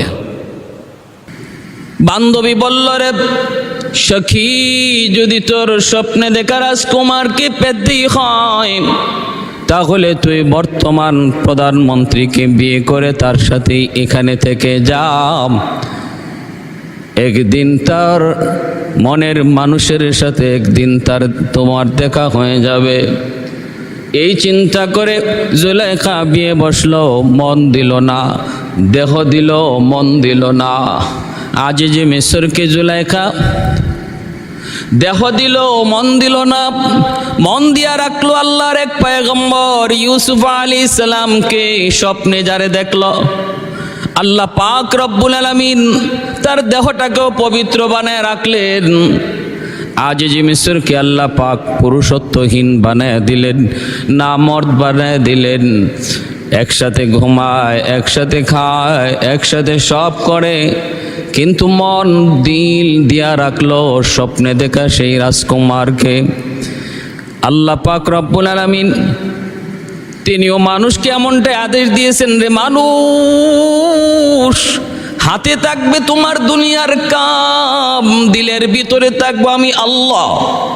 দুনিয়া থাকবে তোমার হাতে, দিলে দুনিয়া থাকবে না, দিলের মধ্যে থাকবো আমি আল্লাহ। মহব্বত ভালোবাসা শুধু আমি আল্লাহর সাথেই চলবে। মান আহাব্বা লিল্লাহ ওয়া আবগাদা লিল্লাহ ওয়া আ'তা লিল্লাহ ওয়া মানা লিল্লাহ ফাকাদ ইসতাকমালাল ঈমান। নবী বলেন, শুধুই আল্লাহকে যে ভালোবাসে, আল্লাহর জন্য ভালোবাসে, আল্লাহর জন্য কারোর সাথে বিদ্বেষ রাখে, আল্লাহর জন্য কাউকে দান করে, আল্লাহর জন্য কাউকে দান করা থেকে বিরত থাকে, সে পরিপূর্ণ মুমিন হয়ে যায়, পরিপূর্ণ মুমিন হয়ে যায়। তাহলে মহব্বত চলবে শুধুমাত্র কার সাথে? আল্লাহর সাথে। দিলের মধ্যে থাকবে কে? দিলে থাকবে আল্লাহ, দিলে থাকবে আল্লাহ। এরে মুসলমান, অমুসলিমদের সাথে সম্পর্ক তোমার থাকবে সেটা বাহ্যিক, অন্তরের সম্পর্ক থাকবে আল্লাহর সাথে। হাতে থাকবে আমার ব্যবসা, হাতে থাকবে আমার চাকরি, হাতে থাকবে আমার দুনিয়ার কাম, কিন্তু দিলের ভিতরে আল্লাহ। কার এমনটা প্রমাণ, কার এমন আছে? এর প্রমাণ হলো হাতের কাজ বন্ধ হয়ে যাবে আজান শুনলে, হাতের কাজ বন্ধ হয়ে যাবে আল্লাহর হুকুম শুনলে, আমার কথা বন্ধ হয়ে যাবে আল্লাহর কথা শুনলে, আমার যুক্তি বন্ধ হয়ে যাবে নবীর কথা শুনলে। যখন শুনবো ক্বালা ক্বালা রাসূলুল্লাহ সাল্লাল্লাহু আলাইহি ওয়াসাল্লাম, সাথে সাথে আমার কথা বন্ধ, আমার যুক্তি বন্ধ, আমার তর্ক বন্ধ, আমার বিবেক বন্ধ, আমার সব কিছু অকেজু হয়ে যাবে, ব্যর্থ হয়ে যাবে। আমার কথা সব মিথ্যা হয়ে যাবে, আল্লাহর কথা সব সত্য হয়ে যাবে, নবীর কথা সব সত্য হয়ে যাবে। মানুষ যখনই নিজেকে এইভাবে প্রস্তুত করবে, বোঝা যাবে তার দিলের মধ্যে সে আল্লাহকে বসায় রাখছে, দিলের ভিতরে সে আল্লাহকে বসায় রাখছে, কলবের মধ্যে সে আল্লাহর ভালোবাসা ঢুকায় রাখছে। এজন্য দুনিয়ার কোনো ভালোবাসা তাকে আল্লাহর ভালোবাসা থেকে ফিরাইতে পারে না।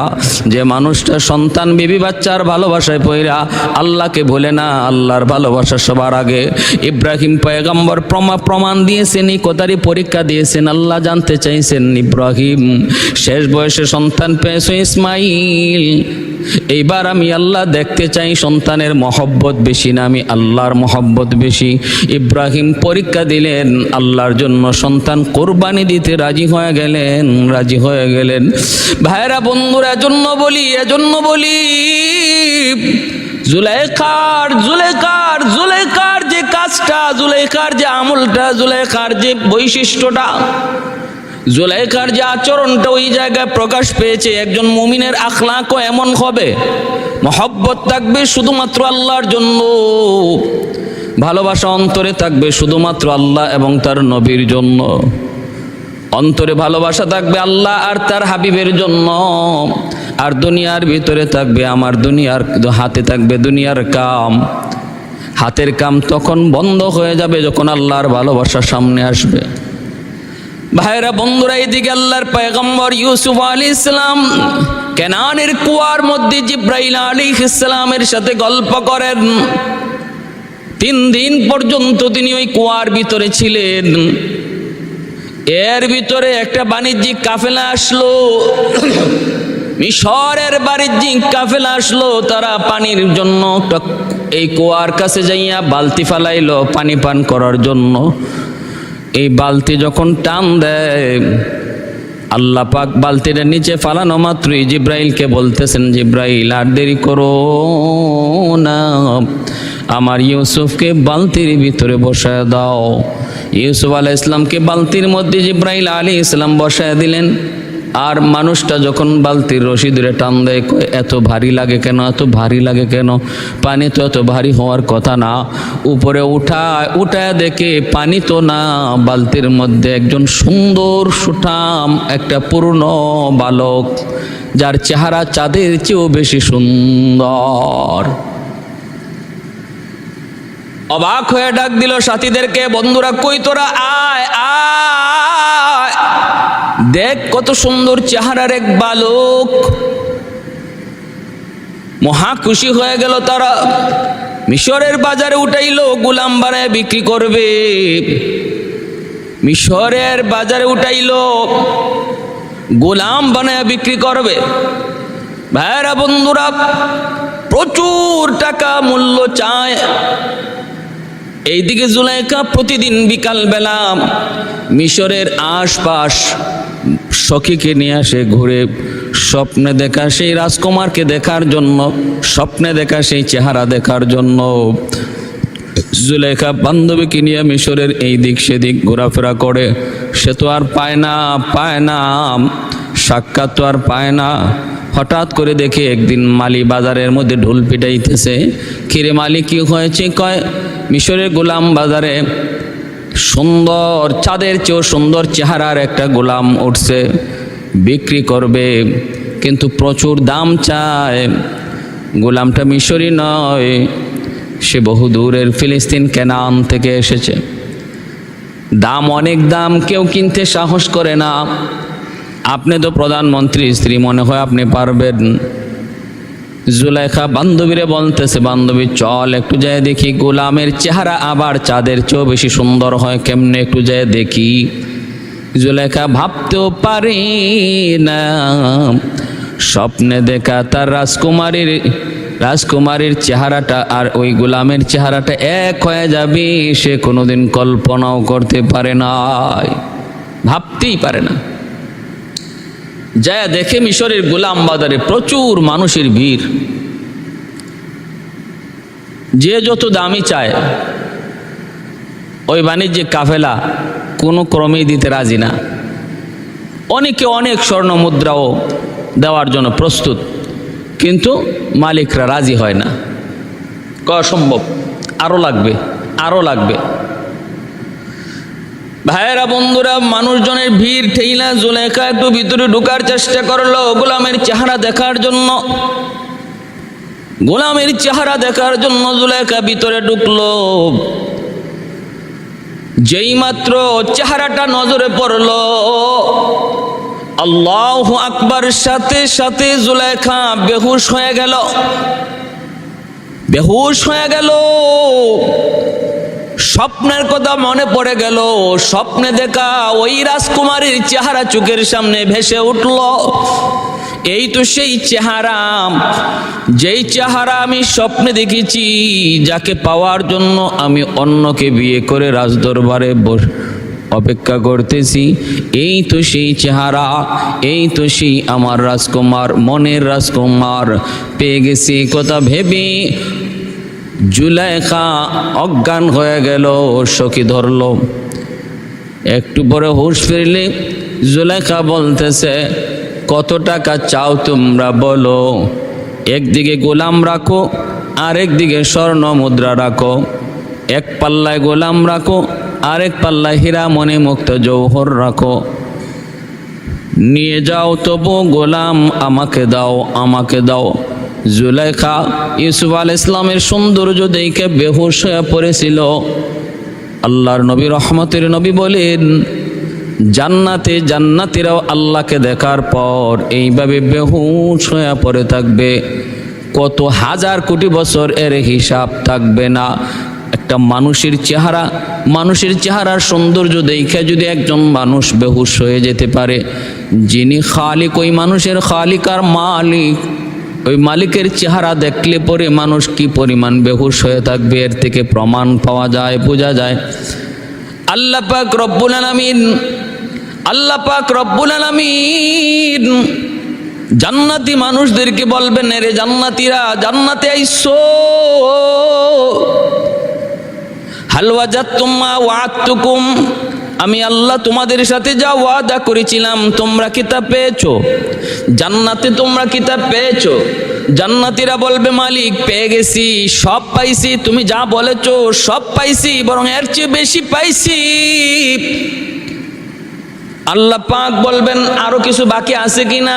উলামায়ে কেরামকে জিজ্ঞেস করো। উলামায়ে কেরামকে জিজ্ঞেস করো আরো কিছু বাকি আছে কি না।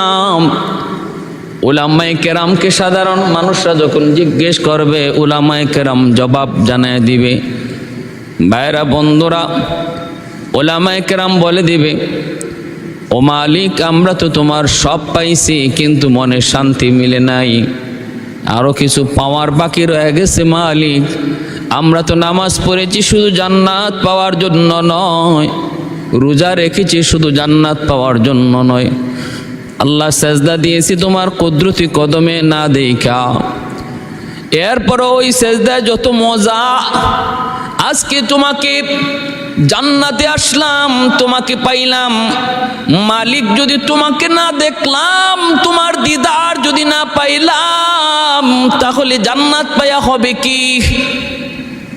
মালিক, তোমাকে আমরা দেখতে চাই, তোমার দিদার চাই। দিদার জান্নাতের ভিতরে আমাদের সবচেয়ে বড় পাওয়া, সবচেয়ে বড় চাওয়া হলো তোমার দিদার। আল্লাহ, আমরা তোমার দিদার চাই, দিদার। তখন জান্নাতীরা বুঝলো উলামায়ে কেরাম দুনিয়াতেও লাগছে, জান্নাতে যায়ও লাগবে। দুনিয়া তো আলেম উলামার পরামর্শ নিয়ে চলছি, জান্নাতি হইছি। আলেমদের পরামর্শ দুনিয়াতে শেষ নয়, জান্নাতে যাইও তাদের পরামর্শ বাকি থাকবে। জান্নাতীরা তখন বলবে, মালিক, জান্নাত তো পাইলাম কিন্তু তোমার দিদার তো পাইলাম না। আল্লাহ, তোমার দিদার চাই, আল্লাহ তোমার দিদার চাই। হুর গিলমা जितनी नियामत है तू सबसे बेहतर नियामत दीदार तू। हुर गिलमा जितनी नियामत है तू सबसे बेहतर नियामत दीदार तू, सबसे बेहतर नियामत दीदार तू। আল্লাহ পাক রব্বুল আলামিন তখন তার দিদার ঘটাইবেন, কিন্তু আল্লাহ পাকের ওই দিদার দেখা জান্নাতীরা হুশ থাকবে না, বেহুশ হয়ে পড়ে থাকবে, বেহুশ হয়ে পড়ে থাকবে। ভাইরা বন্ধুরা, এরপরে আল্লাহ পাক জান্নাতে একটা প্রতি সোমবার একটা মিলন মেলা ঘটাইবেন। ওই দিন আল্লাহ বলবেন, জান্নাতীরা, তোমাদেরকে প্রথম সাক্ষাৎ আমি দিলাম। আমার রূপ হলো দুইটা, একটা হলো জামালি আর একটা হলো জালালি। জালালি নূর তোমরা ধৈর্য ধরতে পারো নাই, আমার জালালি নূর দেখে তোমরা টিকে থাকতে পারো নাই। একটা প্রকাশ পায় সূর্যের দ্বারা, আর একটা প্রকাশ পায় চন্দ্রের দ্বারা। সূর্যের দ্বারা জালালি নূর প্রকাশ পায়, বিদায় সূর্যের দিকে তাকানো যায় না। চন্দ্রের দ্বারা জামালি নূর প্রকাশ পায়, বিদায় চন্দ্রের দিকে তাকানো যায়। আল্লাহ পাক প্রতি সোমবার যে একটা মিলন মেলা ঘটাইবেন, ওই জায়গায় আল্লাহ পাক তার নূরটা জামালি নূর নিয়ে প্রকাশ পাইবে চন্দ্রের মতো। জান্নাতীর আল্লাহকে দেখে ধৈর্য ধরতে পারবে, তাদের চোখের মধ্যে আল্লাহ পাক ওই পরিমাণ পাওয়ার দিয়ে দিবে। দুনিয়াতে আল্লাহ কোনো মানুষের চোখে ওই পাওয়ার দেয় নাই, যেই পাওয়ার দিয়ে আল্লাহকে দেখে ঠিক থাকা যায়। মূসা আলাইহিস সালাম আল্লাহকে দেখতে চাইলেন, আল্লাহ বললেন, মূসা, দুনিয়াতে আমাকে দেখার মতো চোখ আমি আল্লাহ কাউকে দেই নাই, কারো চোখে এই পাওয়ার আমি দেই নাই। পাওয়ারটা অতিরিক্ত পাওয়ারটা দিব জান্নাতে, অতিরিক্ত পাওয়ারটা দিব জান্নাতে। লোড লওয়ার মতো ক্ষমতা কারো চোখে নাই, মূসা তোমার চোখেও নাই, এমন আবদার তুমি করো না। আল্লাহ পাক বললেন, লান্তারানি লান্তারানি, না মূসা আমাকে দেখা যায় না। এরপরও মূসা বলে, আল্লাহ আমি দেখতে চাই, আল্লাহ দেখতে চাই। রব্বুল আলামিন তখন বলেন, যদি দেখতেই চাও তুর পাহাড়ে যাও। তুর পাহাড়ে যায় গেলেন, আল্লাহ পাক তুর পাহাড় এলাকাটাকে একোয়ার করে নিলেন। তুর পাহাড়ের যত প্রাণীকুল ছিল, জীব জানোয়ার ছিল, আল্লাহ সবগুলাকে সরে যেতে বললেন। তোমরা সব তুর পাহাড় থেকে সরে যাও, আমার মূসা আমি আল্লাহকে দেখতে চাই। একটা অঘটন ঘটবে তুর পাহাড়ে, তোমরা চলে যাও। মূসা নবী তিনি তুর পাহাড়ে আসলেন, দেখেন পুরা এলাকা থেকে জীব জানোয়ার পশু পাখিগুলা লাইন ধরে চলে যাইতেছে। সাপের কাতারে সাপ, শিয়ালের কাতারে শিয়াল, বাঘের কাতারে বাঘ, এমনিভাবে পিপিলিকার কাতারে পিপিলিকা চলে যাইতেছে। স্পেশাল ফেরেশতার বাহিনী নাজিল হয়েছে। আল্লাহর নবী মূসা কালিমুল্লাহ জানতে চাইলেন, ও ভাই ফেরেশতারা একটু বলু, ওরা কই যায়, কই যায়, পাহাড় ছেড়ে কই যায়?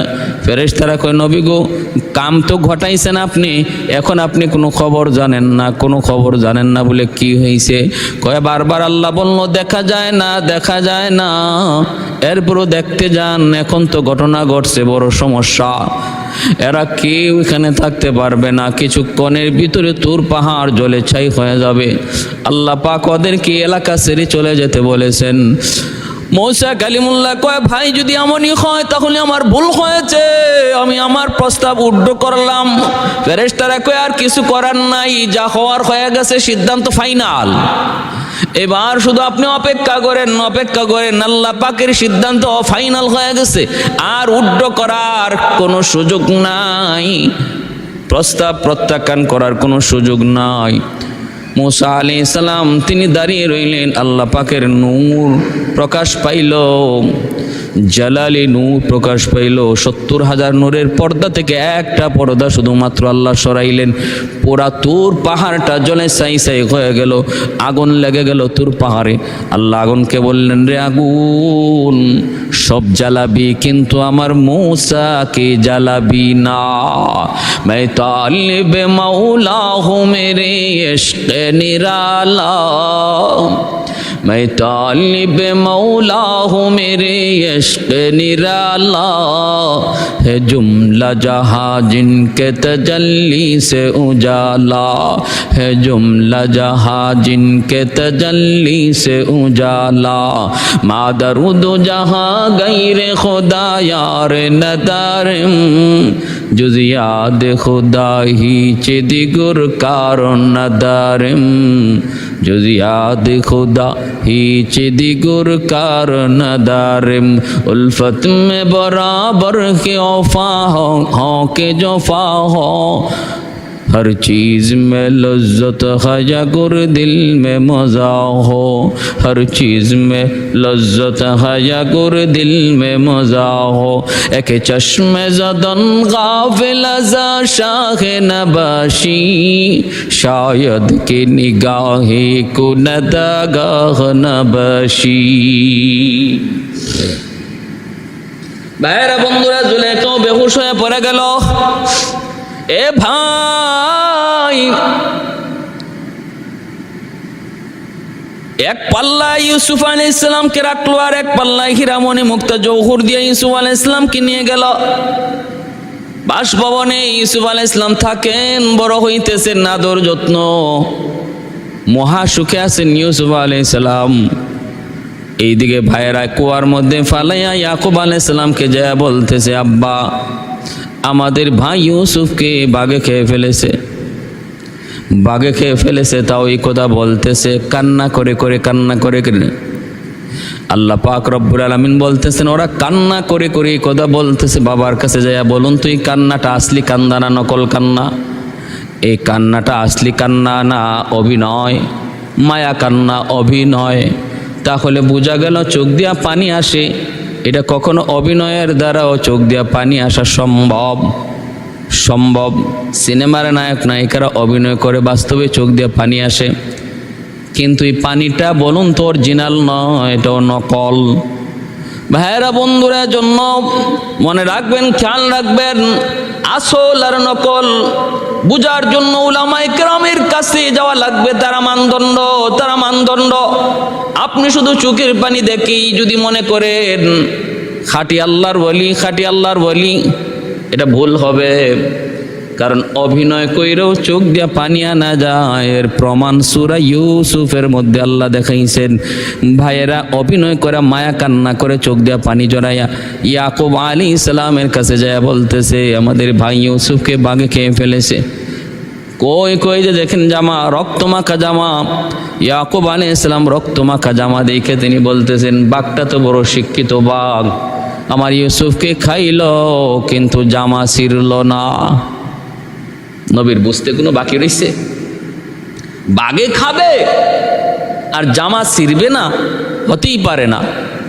এটা যে কত বড় অভিনয়, কত বড় নকল, সাজানো নাটক, এটা আল্লাহর পয়গম্বর বুঝতে কোনো অসুবিধা রইল না।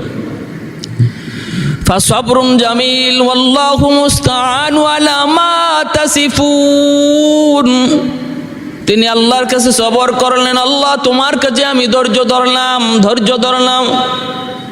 ভাইরা বন্ধুরা, এইদিকে ইউসুফ আলাইহিস সালাম মিশরের প্রধানমন্ত্রীর বাসভবনে। ইয়াকুব নবীরও খবর নাই, 10 ভাইয়েরও খবর নাই। ইউসুফ কোথায়? ওরাও বেঁচে গেল, বাবার চোখ থেকে আড়াল করে দিল। কিন্তু আল্লাহর পয়গম্বর ইয়াকুব আলাইহিস সালাম ইউসুফ ইউসুফ করতে করতে তিনি একদম অন্ধ হয়ে যাচ্ছেন, চোখ দিয়া পানি ঝরে, কান্না করে করে একদম অন্ধ হওয়ার উপক্রম হয়ে যাচ্ছেন। সর্বদা শুধু আমার ইউসুফ ইউসুফ করতেছেন। ভাইরা বন্ধুরা, ওইদিকে জুলাইখা ইউসুফ আলাইহিস সালামকে আদর করে মায়া করে, আজিজে মিসর আদর করে মায়া করে সোহাগ দিয়া বড় করতেছে। এক পর্যায়ে আল্লাহর পয়গম্বর ইউসুফ আলাইহিস সালাম তিনি বাল্যকাল পের হইয়া যৌবনকালে পদার্পণ করলেন। যৌবনে পদার্পণ করা মাত্রই জুলাইখা ইউসুফ আলাইহিস সালামকে মনের ইচ্ছা পূরণ করার জন্য আহ্বান করলো। নবী তখন বলতেছেন, আপনি আমার মালিকা, আমি আপনার গোলাম। এমনটা কেমন করে সম্ভব? না না, হয় না, হয় না। আমি আল্লাহকে ভয় করি, আমি আল্লাহকে ভয় করি। ভাইরা বন্ধুরা, আল্লাহর পয়গম্বর ইউসুফ আলাইহিস সালামকে জুলেখা কোনোভাবেই তার দিকে টানতে পারে না, টানতে পারে না। জুলেখা এক আল্লাহতে বিশ্বাস করে না, সে মূর্তি পূজা করে, দেবদেবীর পূজা করে। ওই অবস্থায় জুলেখা একদিন মনের ইচ্ছা পূরণ করার জন্য পাগল দেওয়ানা হয়ে গেল। 7টা গেটের ভিতরে ইউসুফ আলাইহিস সালামকে ঢুকাইল, 7 গেটের ভিতরে ইউসুফ আলাইহিস সালামকে ঢুকাইয়া দিল। আমার ভাই ইউসুফ আলাইহিস সালামকে 7 গেটের ভিতরে ঢুকাইয়া দেয়। প্রতিটা গেট তালা দিয়া দেয়, তালা দিয়া দেয়, বড় বড় তালা ঝোলায় ঝোলায় ভিতরে ঢুকায়। নবী তো বুঝতে পারেন না কেন ভিতরে ঢুকাইতেছে। মালিকা কিছু বললে তো শুনতে হয়, উনি মনে করেছেন কোনো কাজে ওনারে ভিতরে নিচ্ছে। ঢুকায় আর তালা দেয়, ঢুকায় আর তালা দেয়। খাস কামরার ভিতরে ঢুকায় ইউসুফ আলাইহিস সালামকে ডাক দিয়া বলতেছে, ইউসুফ, আমার মনের ইচ্ছা পূরণ করো। ও ইউসুফ, তোমাকে পাওয়ার জন্য, তোমাকেই পাওয়ার জন্য আমি বর্তমান আজিজে মিসরকে বিয়ে বসেই বাস দরবারে রয়ে গেলাম। দিলের ভিতরে তুমি আর দেহটা দিয়া রাখছি বর্তমান প্রধানমন্ত্রীরে, কিন্তু আমি ওই প্রধানমন্ত্রীর নামত পেয়েছি, পুরুষত্বহীন পেয়েছি। বাড়ি আমার এখানে নয় ইউসুফ, মুলকে শাম। স্বপ্নে দেখেছি তোমাকে, একদিন নয় 3 দিন। 3য় দিন তোমার ঠিকানা নিলাম আজিজে মিসর। বাবাকে পাঠাইলাম, বাবাকে বেইজ্জত করে আজিজে মিসর সরাই দিল। আমি নিজেই লজ্জা শরমের মাথা খায়া বধূ সেজে আজিজে মিসরের কাছে আসলাম। এসে চেহারার দিকে তাকায়া তো আমি অবাক হয়ে গেলাম, আমি তো পাগল হয়ে গেলাম। তার চেহারার দিকে তাকাইয়া তো আমি অদ্ভুত হয়ে গেলাম, কারণ স্বপ্নে দেখা রাজকুমারের সাথে বর্তমান আজিজে মিসরের চেহারা মিলে না। বান্ধবী বলল, তুই স্বপ্নে ঠিকানা ঠিক দেখেছো? বলে হ, ঠিক দেখেছি আজিজে মিসর। বান্ধবীর পরামর্শে আমি ওর সাথে বিয়ে বসলাম শুধু তোমাকে পাওয়ার জন্য, তোমাকে পাওয়ার জন্য। আমার স্বপ্ন আজকে বাস্তবায়ন হতে যাচ্ছে। ইউসুফ, সামনের দিকে আগাও। আল্লাহর পয়গম্বর ইউসুফ আলাইহিস সালাম বললেন, না না, অসম্ভব, হয় না। বলতেছে, কেউ দেখবে না, দেখো দরজা বন্ধ। 1টা নয় 7টা গেট পারি বন্ধ করে তোমাকে ভিতরে এনেছি ইউসুফ, কেউ দেখবে না। ইউসুফ আলাইহিস সালাম বলেন, কেউ না দেখলেও দেখেন আমার আল্লাহ। জুলাইখা কয় যে, দেখো দেবতার মুখটাও ডেকে রাখছি কাপড় দিয়া, দেবতাও দেখবে না, দেখবে না। আল্লাহর পয়গম্বর কয়, তোমার দেবতার মুখ ঢাকা যায়, আর আমার মালিক যিনি তার মুখ ঢাকা যায় না। তোমার দেবতার চোখে পর্দা দিলেই অন্ধ হয়ে যায়, আর আমার মালিক সূর্যের আলোতে যেমন দেখে, রাতের অন্ধকারে তেমন দেখে। আমার মালিক পানির উপরে যেমন দেখে, পানির নিচেও তেমন দেখে। আমার মালিক জোরে আওয়াজ দিয়া বলল, যেমন শুনে, আস্তে আস্তে ফিস ফিস করে কথা বলল শুনে, এমনকি অন্তরের ভিতরে কোন কথা জাগ্রত হয় সেটাও আমার মালিক তিনি শুনে। ওয়াল্লাহু আলিমুম বিযাতিস সুদূর,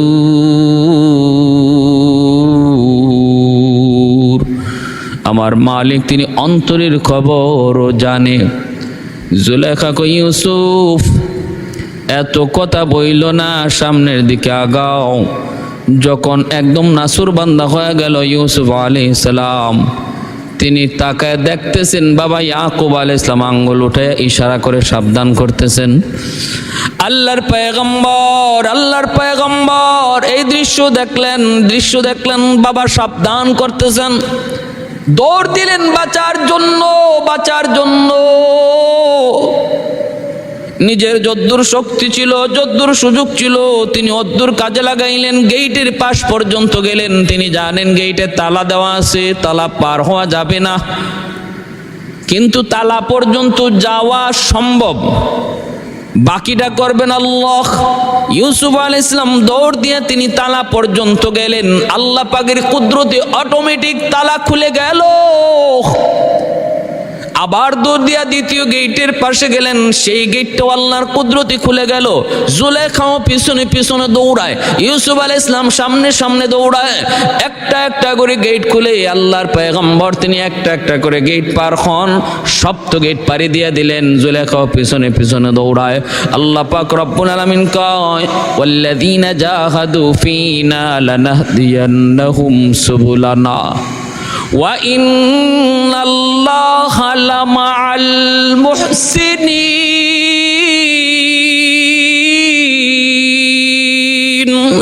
আমাকে পাওয়ার জন্য যখন তুমি চেষ্টা করবা, আমি আল্লাহ তোমার জন্য সামনের সবগুলি রাস্তা আসান করে দিব, সবগুলি রাস্তা আসান করে দিব। আল্লাহর পয়গম্বর তিনি সামনের দিকে আগাইলেন, আল্লাহ রাস্তা আসান করে দিলেন, সামনে আগাইলেন, আসান করে দিলেন। আল্লাহ পাক কয়, বান্দা আমাকে পাওয়ার জন্য তুমিও যখন মুজাহাদা করে প্রতিজ্ঞা করে আমাকে পাওয়ার জন্য তুমি শরীয়তের উপর চলা শুরু করে দিবা, পর্দা মানা শুরু করে দিবা। সমাজের মানুষ পর্দা মানে না, পর্দা বুঝে না, আত্মীয় স্বজন পর্দা বুঝে না, পর্দা মানে না। কিন্তু তুমি যখন আমাকে পাওয়ার জন্য, আমি আল্লাহকে খুশি করার জন্য পর্দা মতো চলা শুরু করে দিবা, আমি আল্লাহ বলতেছি যত সমস্যা তোমার সামনে থাকতে পারে, এই পর্দা মানার ক্ষেত্রে যত সমস্যা আসতে পারে, সব সমস্যা আমি আল্লাহ কুদরতিভাবে আসান করে দিব, সবগুলি আসান করে দিব। এটা আমার ওয়াদা, এটা আমি আল্লাহর ওয়াদা। অতএব বান্দার কাম হলো চেষ্টা করা, গন্তব্যে পৌঁছায় দেওয়া হলো আল্লাহর কাম। আস-সা'য়ু মিন্নি ওয়াল ইতমামু মিনাল্লাহ। আমার আপনার কাম হলো চেষ্টা করা, পূর্ণতা দেওয়া হলো আল্লাহর কাম। ভাইরা বন্ধুরা, জন্য আল্লাহকে পাওয়ার জন্য প্রতিজ্ঞা করো রে যুবক, আজম বিল জজম করো, আমি নামাজ পড়বো। নিয়ত করে তুমি নামাজ পড়া শুরু করে দাও। তোমার মনে হয় আমি নামাজ পড়া শুরু করলে পরে আমার বন্ধু আমাকে ডাকবে, আমার কাজের কি হবে, আমার ফ্যাক্টরির কি হবে, আমার অমুক অমুক অমুক কাজ অমুক অসুবিধা দাঁড়াবে, এই চিন্তাগুলা মাথার মধ্যে তুমি আইনো না।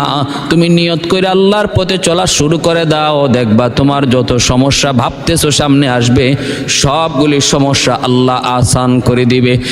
মানুষ যখন গাড়ি চালায় দেখবে রাস্তার দুনো পাশে গাছ। হাকিমুল উম্মত মুজাদ্দিদ মিল্লাত মাওলানা আশরাফ আলী থানভী রাহমাতুল্লাহি আলাইহির একটা মিসাল দিয়েছেন। অবস্থা কি, যখন সে সাহস করে হাঁটা শুরু করবে, সামনে যায় দেখবে গাছের জায়গায় গাছ দাঁড়ায় আছে, আর রাস্তার জায়গায় রাস্তা ওপেন খোলা আছে, কোনো অসুবিধা নাই। কারণ আল্লাহর পথে চলার ক্ষেত্রে শয়তান বিভিন্ন ধরনের সমস্যা এনে সামনে হাজির করবে।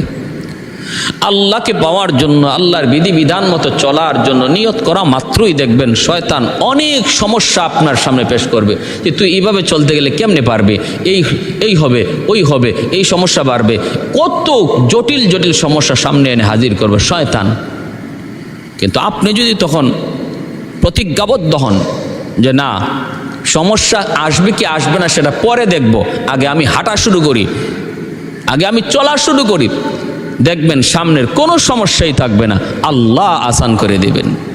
ওয়াল্লাযীনা জাহাদু ফীনা লানাহদিয়ান্নাহুম সুবুলানা ওয়া ইন্নাল্লাহা লামাআল মুহসিনিন।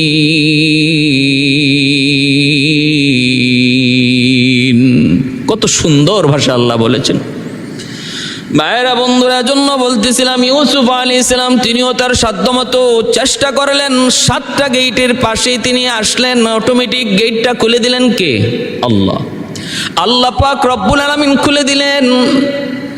7 গেট পাড়ি দিয়া যখন আসলেন, সামনে পড়ে গেলেন আজিজে মিসরের জুলেখা, পিছনে ইউসুফ আলাইহিস সালাম, সামনে আজিজে মিসরের সামনে যায় হাজির। আজিজে মিসর অবাক হয়ে গেল, ইউসুফ দৌড়তেছে, জুলেখাও পিছনে দৌড়তেছে। আজিজে মিসর অবাক হয়ে তাকিয়ে রয়েছে, ঘটনা কি কি হয়েছে। জুলেখাকে জিজ্ঞেস করার আগেই জুলেখা কত বড় চতুর, কত বড় চালাক। মহিলাদের ষড়যন্ত্রের ব্যাপারে আল্লাহ বলেছেন ইন্না কাইদাকুন্না আযীম, মহিলাদের ষড়যন্ত্র বড় কঠিন, বড় কঠিন। জুলেখা তখন কয়, দেখো স্বামীর ডাক দিয়া কয়, যারে তুমি এত আদর কইরা আনছো, যারে তুমি এত আদর কইরা পালতেছো, খাওয়াইতেছো, বড় করতেছো, সে আজকে তোমার সাথে কত বড় নিমক হারামি করে। আজকে সে তোমার স্ত্রীর সাথে অন্যায় কাজ করার জন্য সে ইচ্ছা করেছে। এই দোষটা, নিজের দোষটা ইউসুফ আলাইহিস সালামের ঘাড়ে চাপায়া দেয়।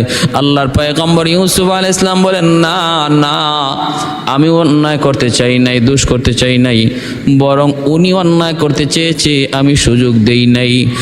একদিকে জুলেখা কই ইউসুফ দোষী, ইউসুফ আলাইহিস সালাম কই জুলেখা দোষী। আজিজ মিসর এখন সিদ্ধান্ত দিবে কি? মাঝখানে কোনো সাক্ষী নাই।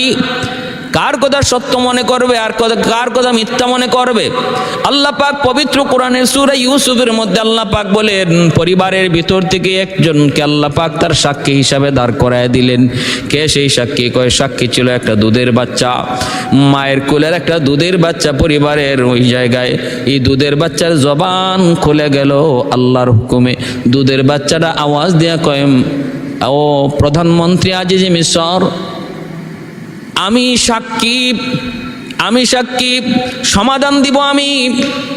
আমার কথা যদি আপনি শোনেন সমাধান পেয়ে যাবেন। বলে কি তাহলে কও?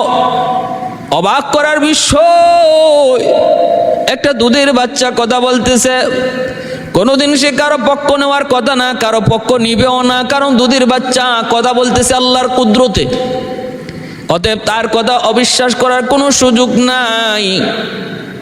বাচ্চারাই কয়, আপনি দেখেন ইউসুফ আলাইহিস সালামের জামা সামনের দিকে সেরা নাকি পিছনের দিকে সেরা? যদি সামনের দিকে সেরা হয় তাহলে ইউসুফ দোষী, জুলেখা নির্দোষ। আর যদি জামা পিছনের দিকে সেরা হয় তাহলে ইউসুফ নির্দোষ, জুলেখা দোষী। ইউসুফ তিনি বাঁচতে চাইলেন, আর জুলেখা পিছন দিক থেকে টান দিল, এজন্য জামা ছিঁড়ছে। দেখুন, আপনি একটু তালাশ করে দেখুন সামনে সেরা না পেছনে সেরা। সামনে সেরা হলে ইউসুফ চাইলেন, জুলেখা বাধা দিতে যায় আছে, সামনের জামা ছিঁড়ছে। আর পিছনে জামা ছিঁড়া হলে জুলেখা চাইছে, ইউসুফ বাঁচতে চাইছেন, জুলেখা পিছন থেকে টান দিয়ে জামা ছিঁড়ছে। এইবার আজিজে মিসর জামা তালাশ করে দেখে, জামা পিছনের দিকে ছিঁড়া, সামনের দিকে নয়। তাহলে প্রমাণ হয়ে গেল ইউসুফ আলাইহিস সালাম তিনি নির্দোষ, আর জুলেখা ছিল দোষী। ভাইরা বন্ধুরা, আজিজে মিসরও বুঝে গেল তার স্ত্রী জুলেখাই দোষী। এ ভাই, অল্প সময়ের ভিতরেই খবর মিশরে ছড়ায় গেল, জুলেখার বান্ধবীদের কানেও চলে গেল। এইবার বান্ধবীরাও সমালোচনা শুরু করেছে, জুলেখা তুই করলি কি? একটা গোলামের সাথে বুঝি অন্যায় কাজ করতে চাইলি, আর বুঝি মানুষ পাইলি না? ইজ্জত তো গেল, ইজ্জত তো গেল গেল। হায় জুলেখা তুই করলি কি? জুলেখা এই কথা শোনার পর বান্ধবীদেরকে একদিন দাওয়াত করে ঘরে আনলো। আনার পর তাদেরকে প্রত্যেকের হাতে একটা করে ছুরি দিল আর আপেল দিল, আর বলল, তোরা এই আপেলটা ছুরি দিয়া কাট। এই অবস্থায় জুলেখা, ইউসুফ আলাইহিস সালাম পাশে রুমে ছিলেন, ওনাকে বলতেছে, ইউসুফ তুমি একটু আসো, ওই রুমে আসো। ইউসুফ আলাইহিস সালামকে যখন বের করলো রুম থেকে, বান্ধবীরা আপেল কাটতেছে ছুরি দিয়া। ওই অবস্থায় তাকায় দেখো ওই রুম থেকে একটা যুবক বের হয়েছে, চেহারার দিকে তাকানো মাত্রই ওই নারীগুলা তারা হুঁশ হারায় ফেলছে। তাদের হাতে যে ছুরি, তারা যে আপেল কাটতেছে এই হুঁশ নাই। চেহারা ইউসুফ আলাইহিস সালামের চেহারার দিকে তাদের নজর যেই মাত্র পড়লো আর নজর ফিরায় না। এত সুন্দর চেহারা কেমনে মানুষের হয়? তো মানুষ নয়, ফেরেশতা। হুঁশ হারাইয়া নিজের আঙ্গুল কাটা শুরু করলো, ফল না কাইটা, কোনো খবর নাই। রক্তাক্ত করে ফেললো যার যার হাত, কিন্তু এরপরও খবর নাই। ইউসুফ আলাইহিস সালাম পাশ দিয়া চলে গেলেন। চলে যাওয়ার পর তাদের হুঁশ ফিরছে। তাকায় দেখে কেউ আঙ্গুল কাটছে, কেউ হাতের কবজি কেটে ফেলেছে, কেউ এক আঙ্গুল, কেউ দুই আঙ্গুল কেটে ফেলেছে, রক্ত ঝরতেছে। এইবার জুলেখা আয়েশা কয়, বান্ধবীরা এবার একটু বল, সমালোচনা করতে তো কম করো না। এবার তোরা কল 1 মিনিটের জন্য ইউসুফকে দেখে যদি তোরা তোদের জ্ঞান হারায় ফেললি, আপেল কাটা বাদ দিয়ে আঙ্গুল কাটা শুরু করলি। এই যুবক, যেই যুবককে দেখলে মাত্র 1 মিনিট, আর আমি জুলেখা আজকে যারে রাত দিন সব সময় 24 ঘন্টা অল টাইম দেখতেছি, আমি কেমন করে স্বাভাবিক থাকি, ঠিক থাকি? এবার তোরা বল।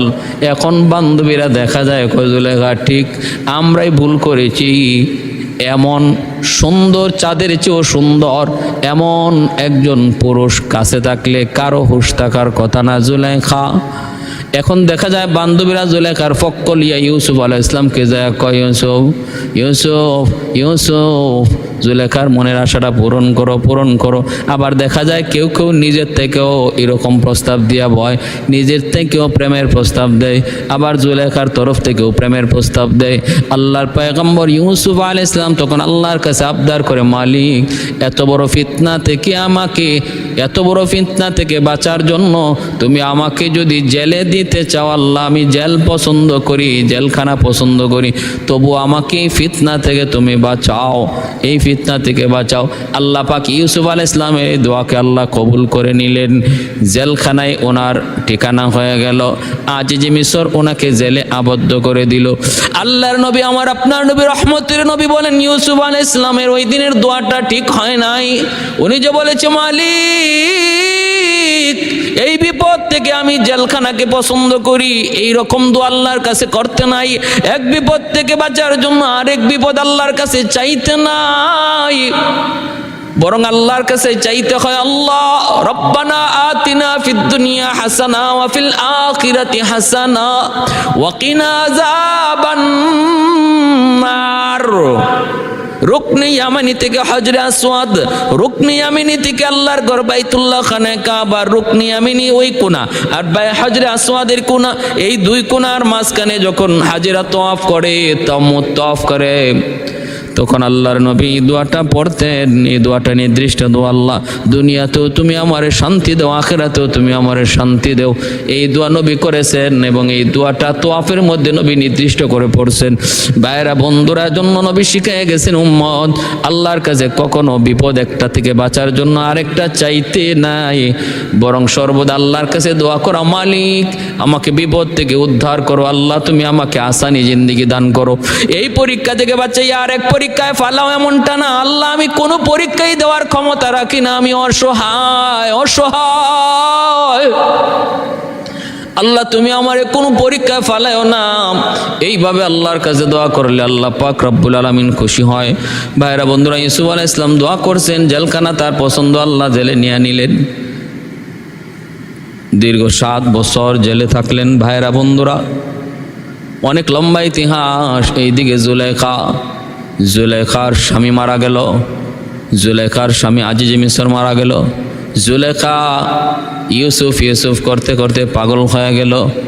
কেউ যদি সেই জুলেখার সামনে ইউসুফ কয়, জুলেখার সাথে সাথে এই নামটা শোনা মাত্রই তার ভান্ডার থেকে তারে অর্থ দেয়, স্বর্ণ দেয়, অলংকার দেয়, হীরামণি মুক্তা দিয়া দেয়। এই নামের পাগল। এই নামের পাগল। এজন্য ইব্রাহিম খলিলুল্লাহর সামন দিয়া যখন একজন ফেরেশতা আল্লাহর নাম নিয়ে যাইতেছে, ইব্রাহিম আল্লাহর নামে এত পাগল, কয় যে যে নামের পাগল এই নামটা শুনতে তার বড় মায়া লাগে, ভালো লাগে, এই নামটা শুনতে তার বড় মায়া লাগে। ইব্রাহিম খলিলুল্লাহ কয়, কে গো তুমি এত সুন্দর নাম, আমার মালিকের এত সুন্দর নাম নিলা, কি নাম? সুবহানাদিল মুলকি ওয়াল মালাকুত যাল ইজ্জতি ওয়াল আজমতি ওয়াল কিবরিয়া ওয়াল জাবারুত। কত সুন্দর আল্লাহ পাকের নাম। মানুষ রূপী ফেরেশতা ইব্রাহিম কয়, নামটা আরেকবার নিবানি? ফেরেশতা কয়, আমি মাগনা নেই না, ফাও নেই না, মুফত নেই না, আমাকে দিয়ে যদি নাম বলাইতে হয় বদলা লাগবে, বিনিময় লাগবে। ইব্রাহিম খলিল কয়, কি বিনিময় চাও? কয়, অর্ধেক ছাগল পাল আমাকে দিয়ে দিব। ইব্রাহিম খলিল কয়, নেও আমার অর্ধেক ছাগল পাল নিয়ে যাও, বিনিময়ে আরেকটা বার শুধু আমার আল্লাহর নাম তুমি আমাকে শোনাও। মানুষ ফেরেশতা তখন কয়, সুবহানাদিল মুলকি ওয়াল মালাকুত যাল ইজ্জতি ওয়াল আজমতি ওয়াল কিবরিয়া ওয়াল জাবারুত। ফেরেশতা চইলা যায়। ইব্রাহিম আবার কোমর জোড়ায় কয়, কে গো তুমি আরেকটা বার শোনাও। কয়, আমি এমনি শোনাই না, ফাও শোনাই না, বিনিময় লাগবে। কয়, কি চাও? কয়, বাকি অর্ধেক দিয়া দাও। ইব্রাহিম খলিল কয়, বাকি অর্ধেক ছাগলের পালও তুমি নিয়ে যাও, আমার মাশূকের নাম আরেকটা বার শোনাও। ওই আরেকটা বার শোনানোর বদৌলতে সবগুলি ছাগল পাল দিয়া দিলেন ইব্রাহিম। ফেরেশতা এবার ছাগলের পালগুলি নিয়ে চলে যাইতেছেন। ইব্রাহিম খলিল তাও যাইতে দেয় না। কবরের মধ্যে আবার যায় কোমরে জড়ায় ধইরা কয়, কে গো তুমি এত সুন্দর করে আমার মাশূকের নাম তুমি নিছো, আমার কলিজা ঠান্ডা হয়ে গেছে, এই নামে এত মজা, আরেকটা বার তুমি আমাকে শোনাইবানি? ফেরেশতা কয়, এখন কি দিবা? কিছুই তো নাই। আল্লাহর খলিল কয়, যদি আরেকবার তুমি আমাকে শোনাও, আমি ইব্রাহিম সারা জীবনের জন্য তোমার গোলাম হয়ে যাব, গোলাম। अल्लाह अल्लाह क्या मज़ा ये नाम है, अल्लाह अल्लाह आशिकों का काम है, अल्लाह अल्लाह क्या मुबारक नाम है, अल्लाह अल्लाह मोमिनों का काम है। আল্লাহ আল্লাহ ইচ শিরিনেস্ত নাম, শির শাক্কার মিকুনাদ জাহান্নাম তামাম। এরা বন্ধুরের জন্য বলি, ওই মানুষ রূপী ফেরেশতা তখন কয়, গো আল্লাহর খলিল, আমি মানুষ নই, আমি ফেরেশতা। আমি আল্লাহর কাছে জানতে চাইছিলাম, মালিক ইব্রাহিম তোমার খলিল কেমনে হলো, বন্ধু তোমার কেমনে হলো? আল্লাহ কয়, কেমনে হলো একটু পরীক্ষা করো। পরীক্ষায় তুমি পাশ করেছো ইব্রাহিম, তুমি আল্লাহর যথাযথ খলিল, 100 তুমি আল্লাহর বন্ধু। নেও তোমার ছাগলের পাল তুমি নিয়ে যাও। পরীক্ষায় তুমি 100 নম্বরে পাশ করেছো, সুবহানাল্লাহ। এ ভাই, এজন্য আল্লাহ নামে এত মজা, যে যার পাগল এই নামে, এই নামেরও পাগল, যে যার পাগল এই নামেরও পাগল। নামটা শুনলো তার মজা লাগে। ইউসুফ নাম শুনলেই জুলেখা তখন স্বর্ণ মুদ্রা দিয়া মানুষকে বিদায় করে। এইভাবে ইউসুফ আলাইহিস সালামের নাম কয়া বহু মানুষ জুলেখার কাছ থেকে এরকম স্বর্ণ অলংকার লইয়া গেছে। বাইরা এইদিকে মিশরে একবার দুর্ভিক্ষ হলো। ওই দুর্ভিক্ষ থেকে বাঁচার জন্য ইউসুফ আলাইহিস সালাম রাজার একটা স্বপ্ন, এই স্বপ্নের ব্যাখ্যা তিনি দিলেন। ওই দিকে আমি আর যাব না, লম্বা ঘটনা। ইউসুফ আলাইহিস সালাম স্বপ্নের ব্যাখ্যা জানাইলেন। বাদশা ওনাকে জেলখানা থেকে বের করবে। ইনি বলেন, আমি জেলখানা থেকে বের হব না যতক্ষণ পর্যন্ত আমার উপর মিথ্যা তহমত এর কোনো সমাধান না হয়। কয় কোনটা? কয় ওই নারীদেরকে ডাকো। বাদশা তখন ওই নারীদেরকে ডাকলো, জুলেখা সহ ওই নারীদেরকে ডাকলো। ডাইকে বলল, ঘটনা কি? তখন মহিলারা নিজেরা স্বীকার করলো ইউসুফের কোনো দোষ নাই। জুলেখা নিজেও স্বীকার করলো ইউসুফের কোনো দোষ নাই, দোষ আমাদের। একজন নির্দোষ মানুষকে বছরের পর বছর কারাগারে রাখা হলো। ইউসুফ আলাইহিস সালামকে তখন অর্থ মন্ত্রণালয় সহ প্রধানমন্ত্রীর দায়িত্ব বাদশা বুঝিয়ে দিল। ইউসুফ আলাইহিস সালাম সুন্দরভাবে দুর্ভিক্ষের 7টা বৎসর তিনি ট্যাকেল দিলেন। তারপরে কিভাবে দেশ চালাইতে হবে এরও ব্যবস্থা তিনি করলেন। দুর্ভিক্ষের 7 বৎসরে গুদামের মধ্যে মাল জমা করে রাখলেন। দুর্ভিক্ষের আগের 7 বৎসর সবাইকে ভালোভাবে ফসল ফলাইতে বললেন। এরপরে গুদাম থেকে এক একজন লাইন ধরে ধরে আসে আর একবার করে তাদেরকে খাবার দিয়া দেন। 2 বার কেউ নিতে পারে না, কিন্তু একজন মানুষ দেখা যায় একবার নেওয়ার পরে আবার আইসে। ইউসুফ আলাইহিস সালাম কয়, তোমাকে তো দিলাম একবার, আবার আইসো কেন? ওই যুবক বলতেছে, নবী গো, আপনি যদি আমার পরিচয় জানেন তাহলে একবার না 10 বার দিবেন। কে তুমি, কি তোমার পরিচয়? যুবক বলতেছে, আমি হলাম সেই শিশু, যে শিশু দুধের শিশু, যেই শিশু আপনার নির্দোষ হওয়ার সাক্ষী দিয়েছিলাম, জুলাইখার অপবাদ থেকে আপনাকে নির্দোষ হওয়ার সাক্ষী দিয়েছিলাম। পিছনের দিকে জামা যদি ছেঁড়া হয় তাহলে আপনি নির্দোষ। মনে আছে নি? একটু দেখেন। নবী বলেন, হ মনে আছে। আমি সেই ছোট্ট দুধের শিশু। ইউসুফ আলাইহিস সালাম তখন তার কোলে নিয়া বুকে জড়ায়া দইরা আদর করে একদম গুদামের ভিতরে নিয়ে বলতেছেন, মেন গেট খুলে দিলাম, খাদ্য গুদাম থেকে যা মন চায় তুমি নিয়ে যাও।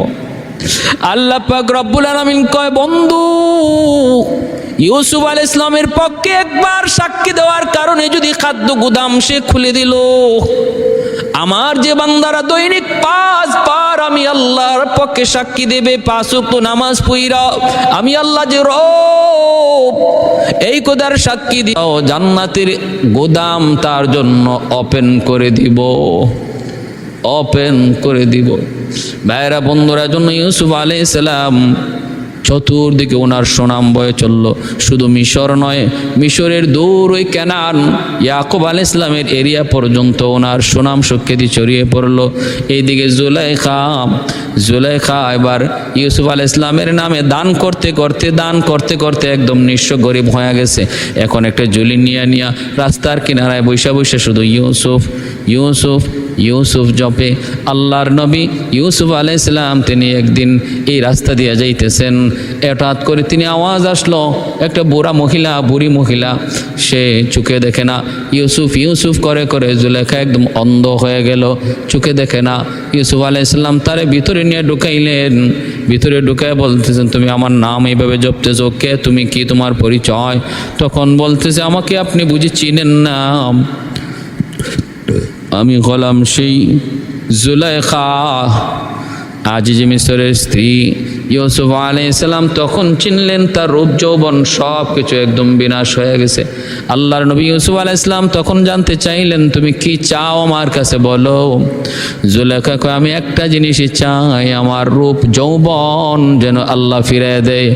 ইউসুফ আলাইহিস সালাম বললেন, তাহলে তুমি এখানে বসো, আমি আল্লাহর কাছে চাইয়া দেখি আল্লাহ মঞ্জুর করে কিনা।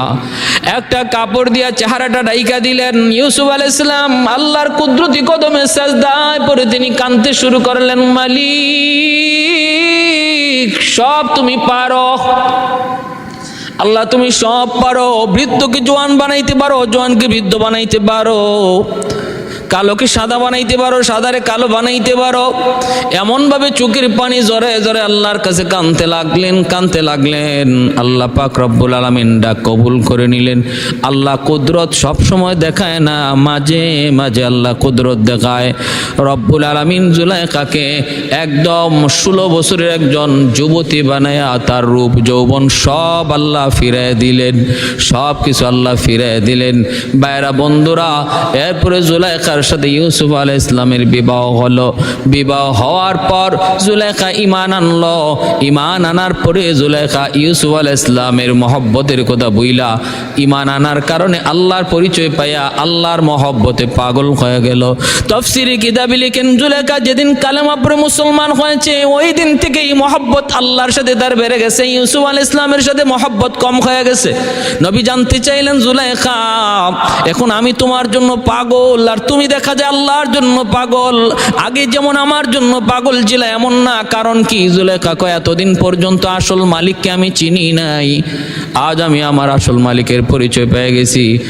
প্রকৃত প্রেমিকের পরিচয় আমি পেয়ে গেছি। দুনিয়ার সব প্রেম হলো নকল, আল্লাহর প্রেম হলো আসল।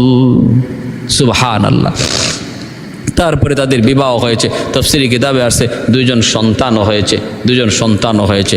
আল্লাহর নবী হযরত ইউসুফ আলাইহিস সালাম তিনি তার আব্বা হযরত ইয়াকুব আলাইহিস সালামের খবর মাঝে মাঝে তিনি যারা আসতো কেনান থেকে মানুষ তাদেরকে নিতেন, কিন্তু কারো কাছে কেনানের মানুষগুলোর কাছে তিনি খবর দিতেন না। তোমরা যাই আমার আব্বারে বইলো আমি ইউসুফ জীবিত আছি। কেন? তাফসীরি কিতাবের হিকমত লিখেন, ইয়াকুব আলাইহিস সালাম একদিন তাহাজ্জুদের নামাজ পড়ার সময় ইউসুফ আলাইহিস সালাম ঘুমের মধ্যে কান্না করে উঠলেন, আর চোখটা সেজদার জায়গা থেকে ইউসুফ আলাইহিস সালামের দিকে চলে গেছিল। আল্লাহ তখন এটা মাইন্ড করলেন, আল্লাহ পাক রব্বুল আলামিন তখন অপছন্দ করলেন। আল্লাহ বললেন, বন্ধু তুমি আমার নবী, একজন পয়গম্বর, কথা বলতেছো আমার সাথে নামাজে দাঁড়াইয়া, সন্তান কান্না করলো বিদায় তুমি তার দিকে নজর নিয়ে নিলা, আমার দিক থেকে নজর সরে গেল। তাহলে যেই সন্তানের কারণে তোমার চোখ সরে গেছে আমার থেকে, এই চোখ এই সন্তানের কারণে আমি অন্ধ বানাইয়া দিব। এই সন্তানকে তোমার কাছে আমি সারা জীবন ভর রাখবো না। সন্তান তোমার চেয়ে বহু দূরে থাকবে, আর তার মহব্বতে, তার চিন্তায়, তার কথায়, তার জন্য কানতে কানতে তোমার চোখ দুটাকে আমি আল্লাহ নিয়ে নিব। ভাইরা, কত বড় পরীক্ষা ছিল ইয়াকুব আলাইহিস সালামের উপরে। এজন্য মনে রাখবা, মহব্বত সব কিছুর চেয়ে সবচেয়ে বেশি হবে আল্লাহর মহব্বত। দুনিয়ার সকল মহব্বত একদিকে, আল্লাহর মহব্বত একদিকে, আল্লাহর মহব্বত একদিকে।